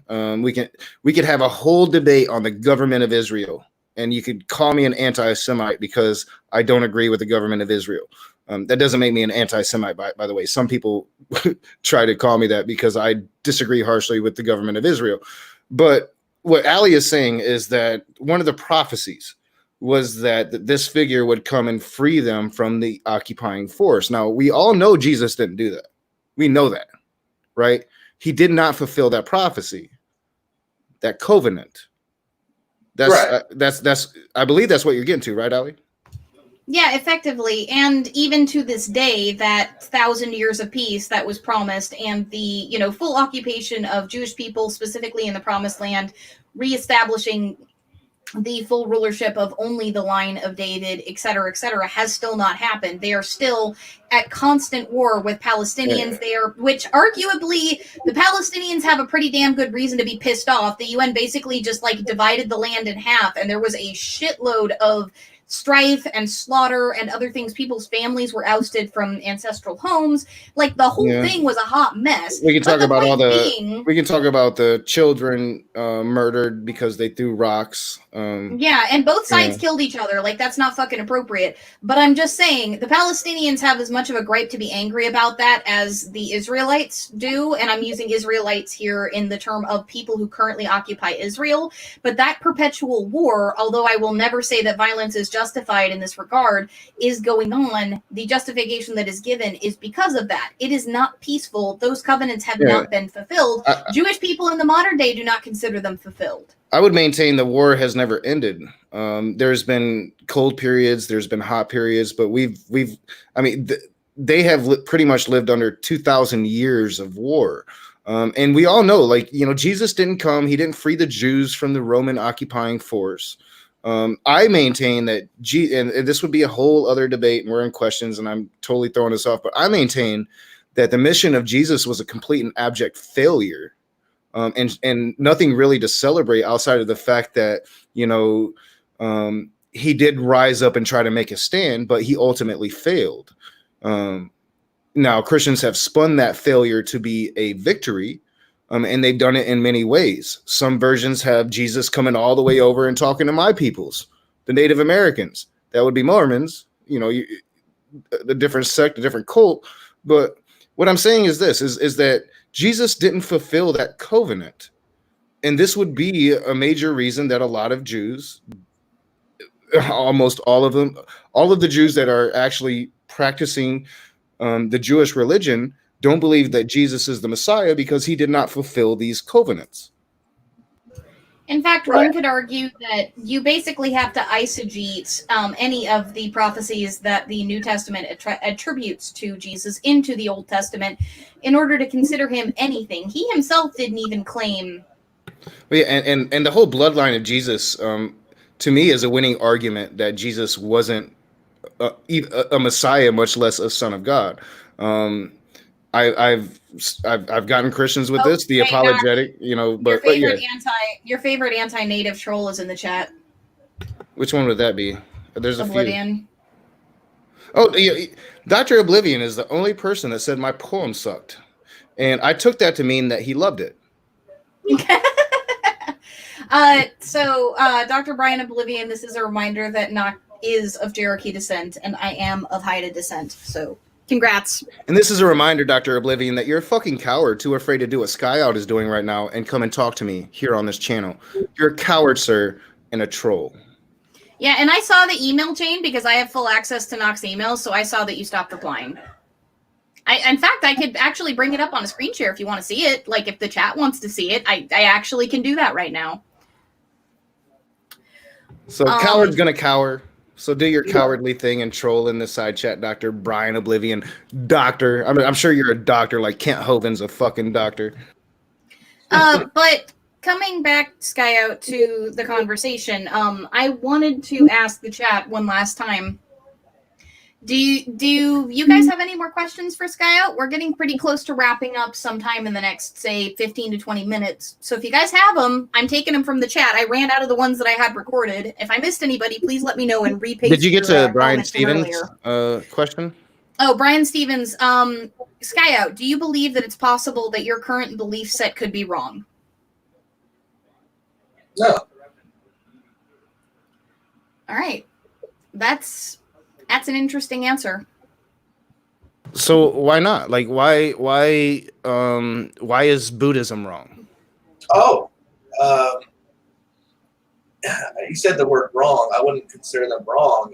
It's just a different religion. I would say that as far as like Islam and Buddhism, Taoism, Zoroastrianism, different forms of ancient asceticism, and how come Christianity is the one true religion is the fact that there is no forgiveness of sins, and that other religions don't have. They have to pay for some form of salvation or you have to do some form of work to gain some sort of enlightenment or some form of peace. Where Jesus, when you worship Jesus, all the merits are done through Him, through faith. So that's why I'd say, how come when you said? So you think you're right because it's easy? Hmm?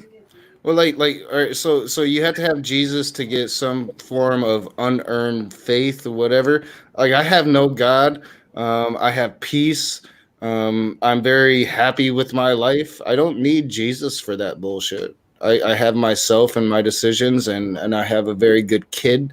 I have everything that I want. I have a job that, but it's a job. I can't really complain.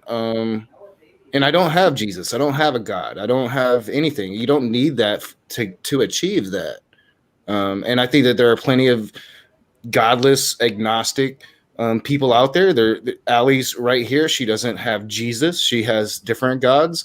And I think that Allie probably enjoys her life. I'm pretty freaking happy with it. Like, I deal with health problems and stuff, but like, I was born with those.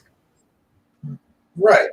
No one said you can't be a good person or a peaceful person without God. Yeah, and that was your original argument. But you think that we're good because of God, even though we don't believe in God. And I'm sitting here telling you that I find that to be absolutely ludicrous. I'm good.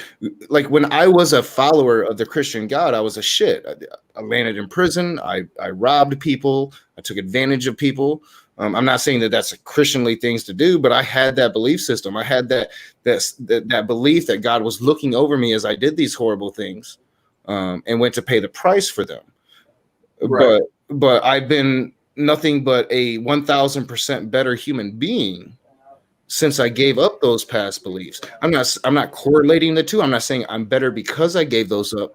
I'm just saying that it is a demonstrable fact. I can demonstrate that because I haven't been back to prison, because I have accepted responsibility. I am a single father raising a 10-year-old daughter without the help of the mom. I have made those good moral decisions without that God. When I had that God, I was making bad moral decisions. So I can demonstrate that.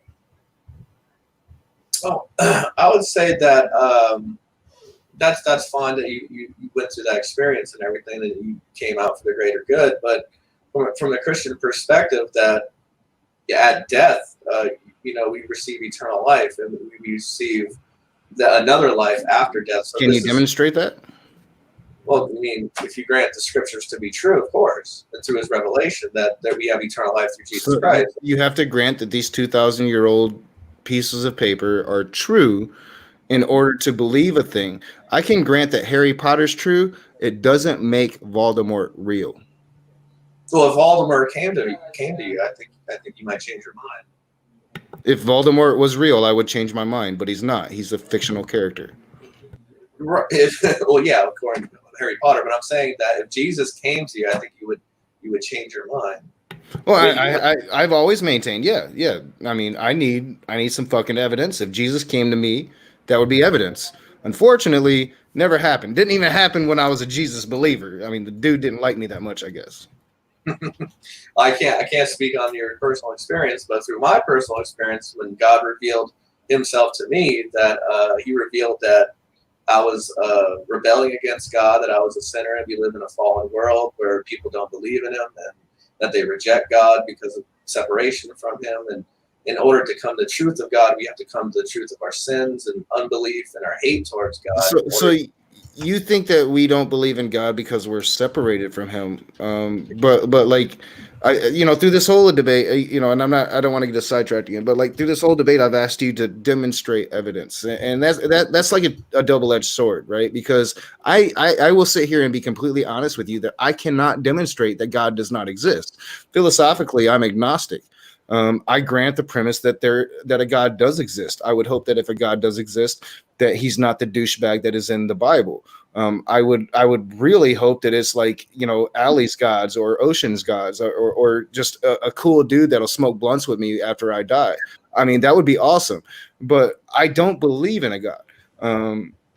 So I just don't really get where you're going with any of this. I would say you said demonstrate. The only demonstration I could say is your rejection of Him and how people reject Him and how that's true. But I didn't reject Him overnight. Like it took a long period of time. It actually took probably about 10 to 15 years after I became an actual atheist before I rejected God, started to speak out against God, started to talk to my mom about my misgivings. 15 years after I stopped believing, it took me personally to come out of that closet. Some people it takes longer. Some people it doesn't take that long. It took me that long to feel comfortable within my own skin, to speak out or reject God. And I think I do it probably more publicly than others. I have a whole stream. I felt bad about it after I did it, but I spent a whole stream one time just blaspheming and talking shit about God. Most atheists don't go out of their way to do that. I did back in my more negative days. But again, well, that's what the scripture says. The scripture says you're going to reject God and blaspheme God and rebel. I didn't do that immediately. For 15 years, I gave no fucks about it. All I wanted to do was go to work. Once my daughter was born, I wanted to become a better person for her. Right. It literally, like me being an outspoken atheist or me being the raging atheist and raging out at the world like I used to, it literally had nothing to do with me being separated from God and everything to do with my frustrations at the reality around me. I'm going to go back to that because that's where I get my morality.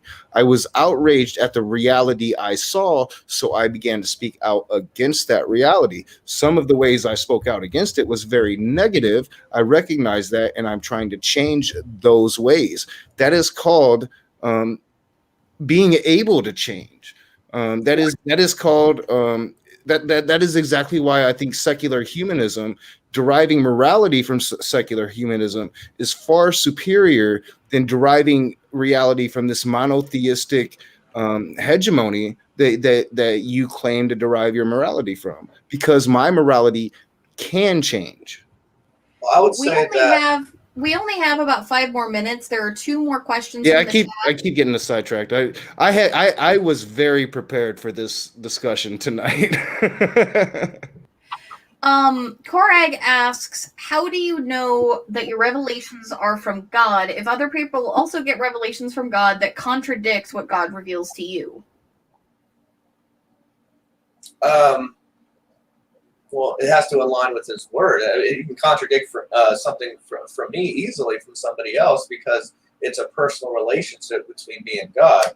So we don't have the same life. So His revelation could be something more personal in His life than my revelation. So you get there's I forgot the types of revelation. I think I can't remember the types of revelation, but there's revelations that reveal to you God's word, and there's revelations that reveal to you the things around nature and things that that people can align with His word with other people as well. So if I figured out that my revelation didn't line up with another person's revelation, it doesn't cancel out God in any way, because their path is their life, and their revelation is personal, just like my revelation is personal. It's an intimate relationship with God. It doesn't supersede my belief in God just because another person has a different revelation. I don't see how that would work or make sense. Okay, that's not really what was asked, but I'm pretty sure that we're going to get lost in the weeds if I try to get you to directly answer the question again, because it's related to the topic we got lost in the weeds on earlier. We have from Tartan, at what point did the Abrahamic God stop telling people to kill children? At what point?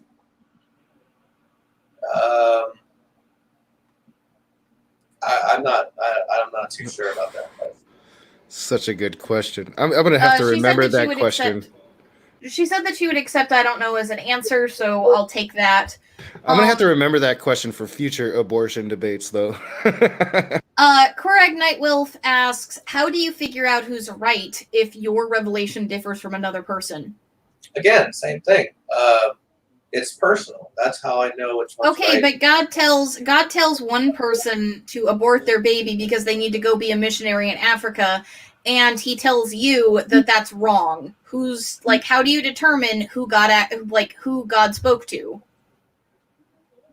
I don't believe God is gonna do that in the first place. So I would say God's revelation is within His own moral decree and His moral sovereignty, which could be substantiated by your life. So it doesn't have to align with my life. You know what I mean? It could be revealed through that person, through their own senses and reasoning, such that they can know God in a way that they can make a choice to either reject God's revelation or to choose for themselves. So I don't believe that God can force. You said that it had to be in alignment with God's will. So here's an example that is within the alignment of God's word of the Bible. If God revealed to a, let's say, white farm owner today that he can own slaves of any race as long as he follows the rules in the Bible outlined for how hard and how often he's allowed to beat his slaves, he tells you that that is wrong. Who's right? And how do you figure that out? Well, let's see, that type of revelation. It's in alignment with God's word. God's word has very specific regulations, including in the New Testament. So don't try to pull the Old Testament shit. Like Jesus talks about slavery too. Somebody has a revelation that, slavery is actually fine because God's word says it is, and they have a revelation that they believe is through the Holy Spirit that is still fine and that they can own slaves. And they purchase a slave from somebody who is selling one. You get the revelation that that is wrong. Who's right? It's concurrent with His word that slavery is correct and that it can be done through specific means. I would say we're both right. I mean, I can say that it's wrong, but and I could be right about that. But it would be God to say that you can blame God whether you believe that He's right or wrong for the slavery. And you can say I'm wrong for saying that I believe that it's wrong for that person to have that revelation for slaves, but it wouldn't invalidate. Okay, you can't say you're both right. One or the other of you did not have a revelation from God if God is contradicting Himself. No, I think that there's different forms of revelation, but that has to reveal itself through reality. Even if a person believes that's right, God could stop that person in that revelation with any okay, further. But that person, in the example I gave, that person went out and bought a slave from a slave seller, and you were, there, and you had the revelation that it was wrong for him to have done that. Who is right? Clearly, he had the opportunity. I would say it's not a matter of who's right or wrong. It's a matter of what's the will of God and what's the path set in the future. It wouldn't be a matter of what's right or wrong. It would be what is aligned with what is good. and what is aligned with. It doesn't matter if my revelation says, "Oh, this guy is wrong." Even if I did believe that, what's been revealed to me is very minuscule to what can be revealed to another person as far as what is good in the sight of God. So I wouldn't, even if I considered it wrong, or you said who's wrong, who's right, or who's wrong, even if I did say it was right, that it's okay for him to own slaves, and it was okay for him that God revealed this to him, then I don't really see how you would object to that. Even if I said it was wrong, I still don't see how you object to that, because his revelation could lead to those persons could lead to something even better according to his will and purpose. So I don't really see how you can object to if just because you think I think it's wrong somehow contradicts God's will or something like that. So I can't see how you would I don't object. think you actually understand how to answer that question, because you have now contradicted yourself several times within your rambling statement. No, not at all. I don't think you have a foundation to say about how God revealed. You just tried to make a consequentialist argument when this entire time you've been arguing that things like consequentialism are not applicable because they're human-based morality systems and God's morality is objective. So again, I'm saying God revealed to you that it's wrong. God revealed to him that it's right. How do you determine who got the right message? Your answer cannot be it is both right and wrong at the same time. It cannot be both. Because you claim objective morality, and the word objective means one. I don't believe it's a matter of who's right or who's wrong. It's the most what is relevant. Okay, when you talk about an objective anything, objective means there is only one. Right. So there is an objective correct answer there. One of you received a revelation from God, the other one did not. How do you determine who's wrong? I don't think God's going to reveal to me that this person is wrong in that sense. What happens if you reveal to me that he was doing something right, and then owning slaves was right for the will of God, and then I don't know what would be your objection. So, my objection would be that owning people is always wrong, and that from a Stoic perspective, it would infringe upon their free will. Okay, then you would be wrong about that. All right, guys. This cannot be taken out of context. Skyout just made an argument for slavery. But please press F. Please press F for his moral character for the chat. But you have no argument to say why slavery is wrong. Even if I absolutely have an argument to say slavery is wrong from a Stoic philosophy, which is the philosophy that I argue upon. To infringe upon another's ability to function is a violation of their will, which is itself a violation of the principle of justice, which is the chief among the virtues. But why would that matter if it's right or wrong? Even if you did have all that, it'd still run into like your opinion to say your revelation. No, it doesn't run into an opinion. Like, there's actually a philosophy behind virtue ethics. It's not just some, it's an arbitrary da-da-da. You don't need a God to ground morality. You know that philosophy is right or wrong. If you're going to play the right or wrong game. The principles of logic apply. Stoic logic applies. Justice is chief among the virtues, and if you want to make a scientific argument, because it is advantageous for social species like humanity to treating one another with kindness, to take care of those that are sick, to punish those who do wrongdoing. Ergo, so if someone disagrees with you, how would you differentiate between what's right and what's wrong? I just told you. When you talk about the virtues, chief among the virtues is justice. Okay, if someone disagrees with what you just said, would you say that he's wrong? Yes. Okay. I would say that from my perspective, they are incorrect. How would you know that you're not wrong when you're saying that he's wrong? Just because you have some philosophical understanding about it, he can say you're philosophical. Okay, you're arguing from a philosophical perspective as well. You're arguing from divine command theory, which has significantly less basis in both evolutionary psychology, which again, like when you're talking about evolutionary psychology, there's some messy stuff in that field. But like Stoicism actually has some basis within science. It is the philosophy upon which cognitive behavioral therapy, which is an evidence-based treatment for a number of different mental disorders, That is the philosophy that cognitive behavioral therapy was built on. So, in terms of appealing to naturalism, e.g., science, I do have a basis for my particular view. Well, another person can say they have naturalism and completely disagree with your view. How would you know which one is right? Well, again, okay, like, I've now explained this to you several times, and you are refusing to understand what I'm saying. No. What I'm saying is that another person can say they start exactly the way you start and come to a different conclusion.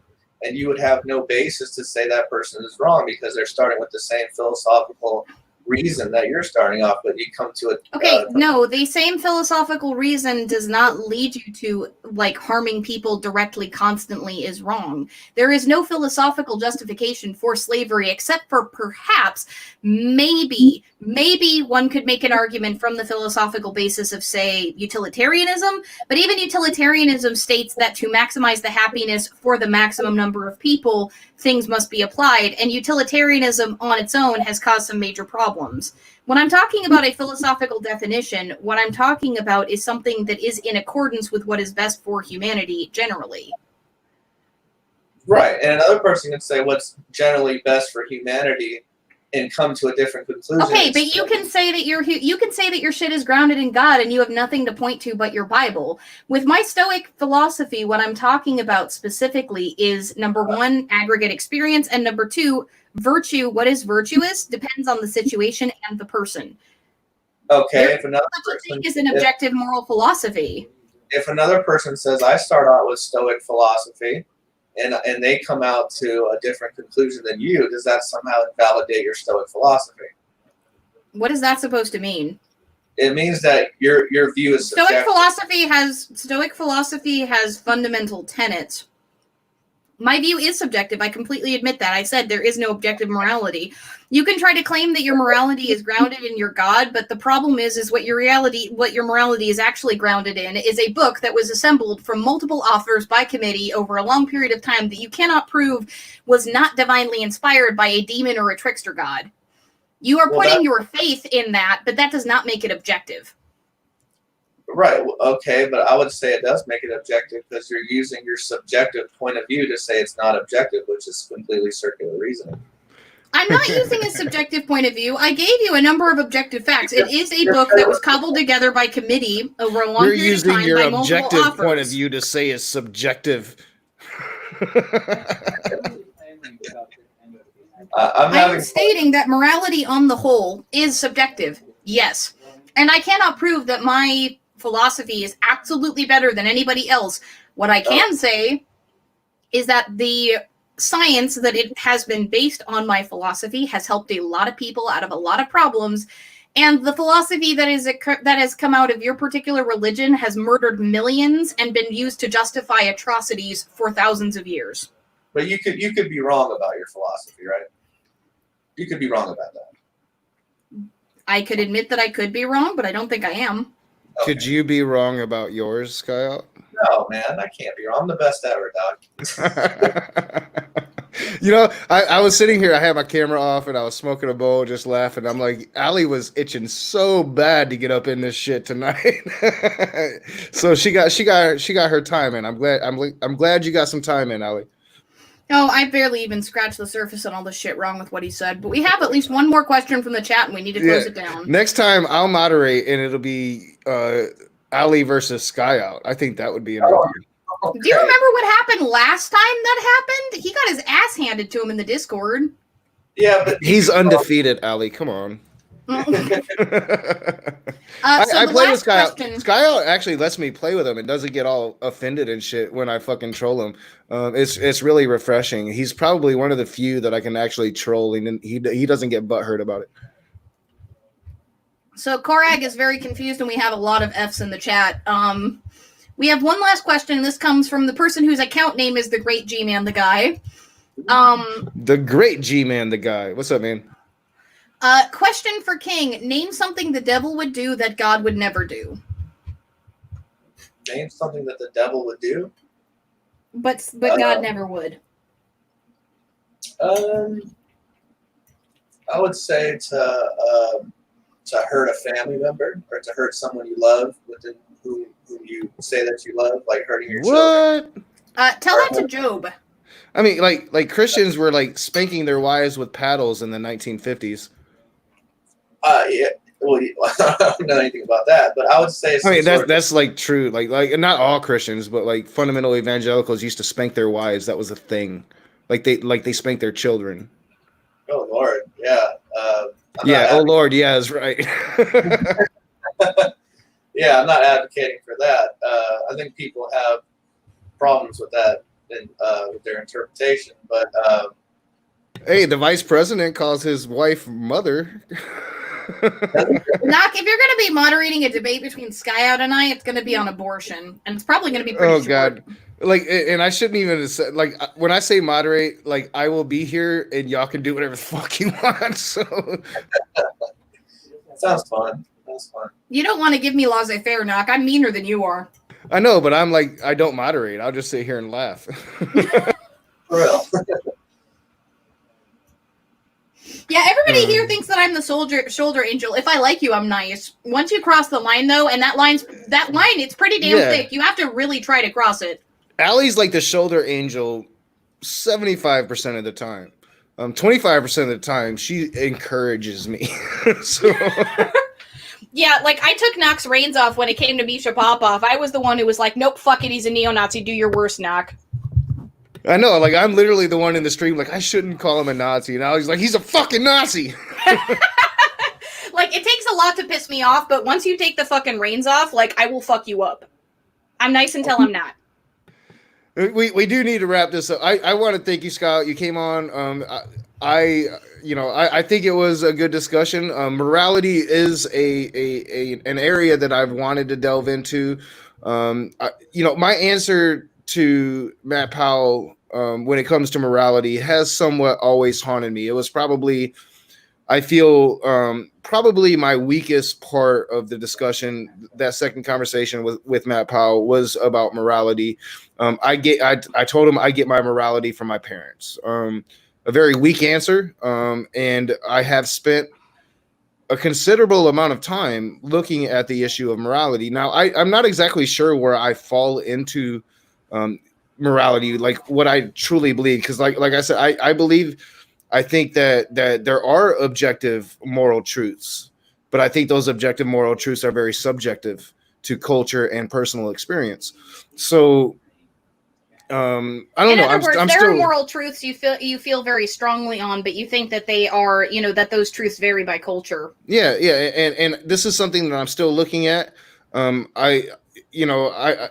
not sure why you took your hiatus, but I am glad you're back. I think that it had gotten to a point where we were doing all of these big rooms, and you did kind of become like the one Christian that would always show up, and then it would become like a gang up on Skyout scenario, and I got really tired of that. And I even had like other atheists telling me like, this is just not right. Like that, Skyout shouldn't be 1 against 9. The punching bag for everybody to beat up, and so like we should do this more, smaller rooms. Ali won't always be moderator, but I think that my goal is to really level out those playing fields, and try to make it to where it's as even as we can possibly make it, because I did feel uncomfortable, and it's one of the reasons why I brought in all the moderation to begin with how the rooms did become just bully pulpits for atheists to beat up on Christians instead of actually have conversations. And I think that me and you tonight actually probably had one of our first real conversations, real back and forth on an issue that we probably ever had. And we've talked several times. Yeah. Thank you for having me on your show, man. I appreciate it. I had fun, man. It was great. Do you mind if I answer that? Do you mind if I answer the question about where I think morality comes from, by the way? Oh yeah, please do. Yeah, and then I do have one final announcement, because I forgot to mention Nevermore Tavern and Jay and why I couldn't appear on his channel tonight. So I think in terms of where my morality comes from particularly, I ascribe to a Stoic philosophy. I think that it is the closest thing to quote objective morality that I've come across because it actually acknowledges the subjectivity of the way that morality is formed.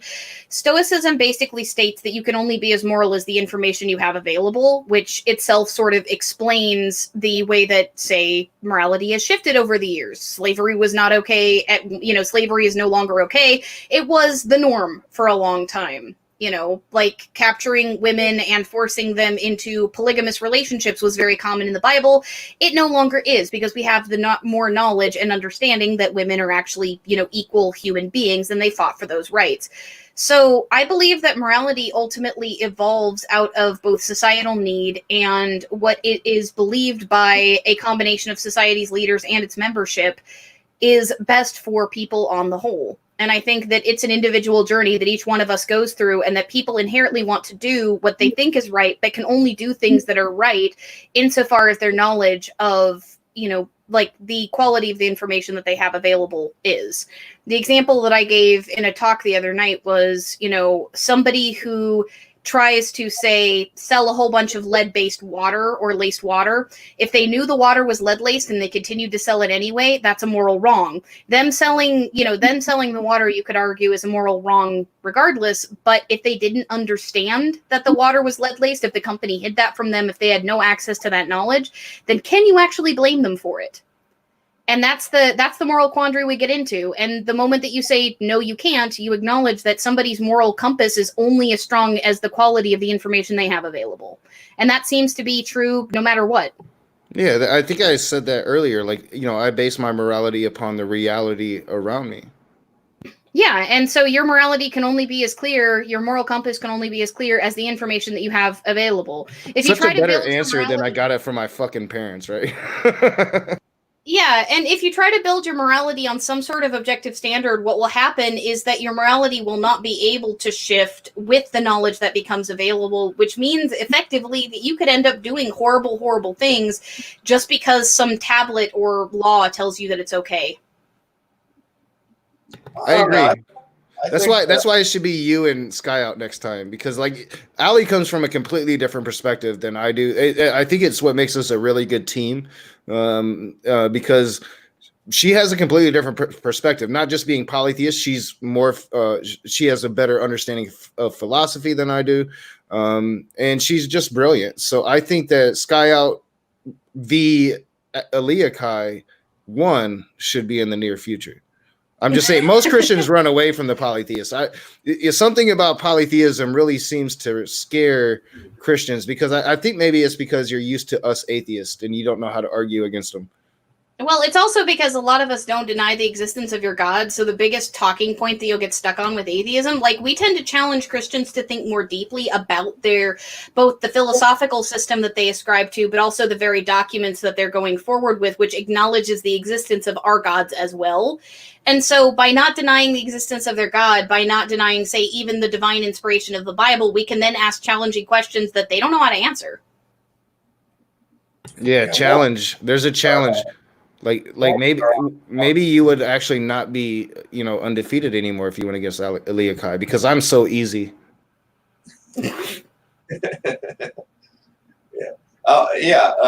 Like I said before, thanks, man, for having me on the show. Maybe we can set something back up in the future. I have no problem having fun. Yeah, like you said earlier, man, the 1 versus 9 Skyout was. I'm willing to go through it. They can call me. And you did. You was a fucking champ, dude. I'm not gonna lie. Like you sat there. You even came into the after shows afterwards and like, let's take on 15 motherfuckers. Yeah, in the Discord. Yeah, I know, man. And then just I think the sock account, Dragnot, and those guys, they in his chat room and all the other ones too. They were just like, let's just bring Sky out here. It was just 1 versus 29. Damn, okay. Yeah. I thought it had really been too long since me and you did a one-on-one. I think we've had 2 one-on-one debates on Modern Day Debate. I think it's been 2 now, and it's just been too long. Yeah, it was like, I was doing the open rooms and the Google Hangouts, and this was fun tonight, dude. I really appreciate you coming on. Yeah, it was chill, man. I appreciate it, man. Thanks very much. All right, yeah, my final announcement, and then we are going to get out of here, guys. We are running long, about 15 minutes late. My final announcement is tonight. Me and Allie was supposed to go on Nevermore Tavern. Jay, an awesome Buddhist, really cool dude, hangs out with atheist pastor. Jesus. Yeah, Jesus. So I ended up having to work tonight because my schedule got changed. As we're getting closer to opening up, our governor just extended the stay-at-home order, but our business is getting closer to opening up, so more hours has come my way.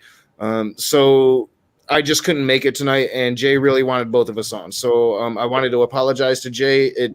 I had I known sooner, I would have gotten with him sooner. But my schedule was just changed. So that's my last announcement for the night. Want to apologize for that. We are going to reschedule and go on Nevermore Tavern. I'm going to have Skyout back, and yeah, I miss talking and having these conversations with Christians. And morality, like I said, it's something that I have been researching since that second Matt Powell debate. So I think I might have surprised Skyout a little bit because our last conversation on morality, it was kind of basic, and I still won the debate though, but it was a basic type of argument. But I have my screen ready and everything, so we are gonna get this shit rolling. I want to thank everybody for being here tonight, because let's get rid of that for now, because it was a great conversation. So as always, be the conversation. We'll see you soon.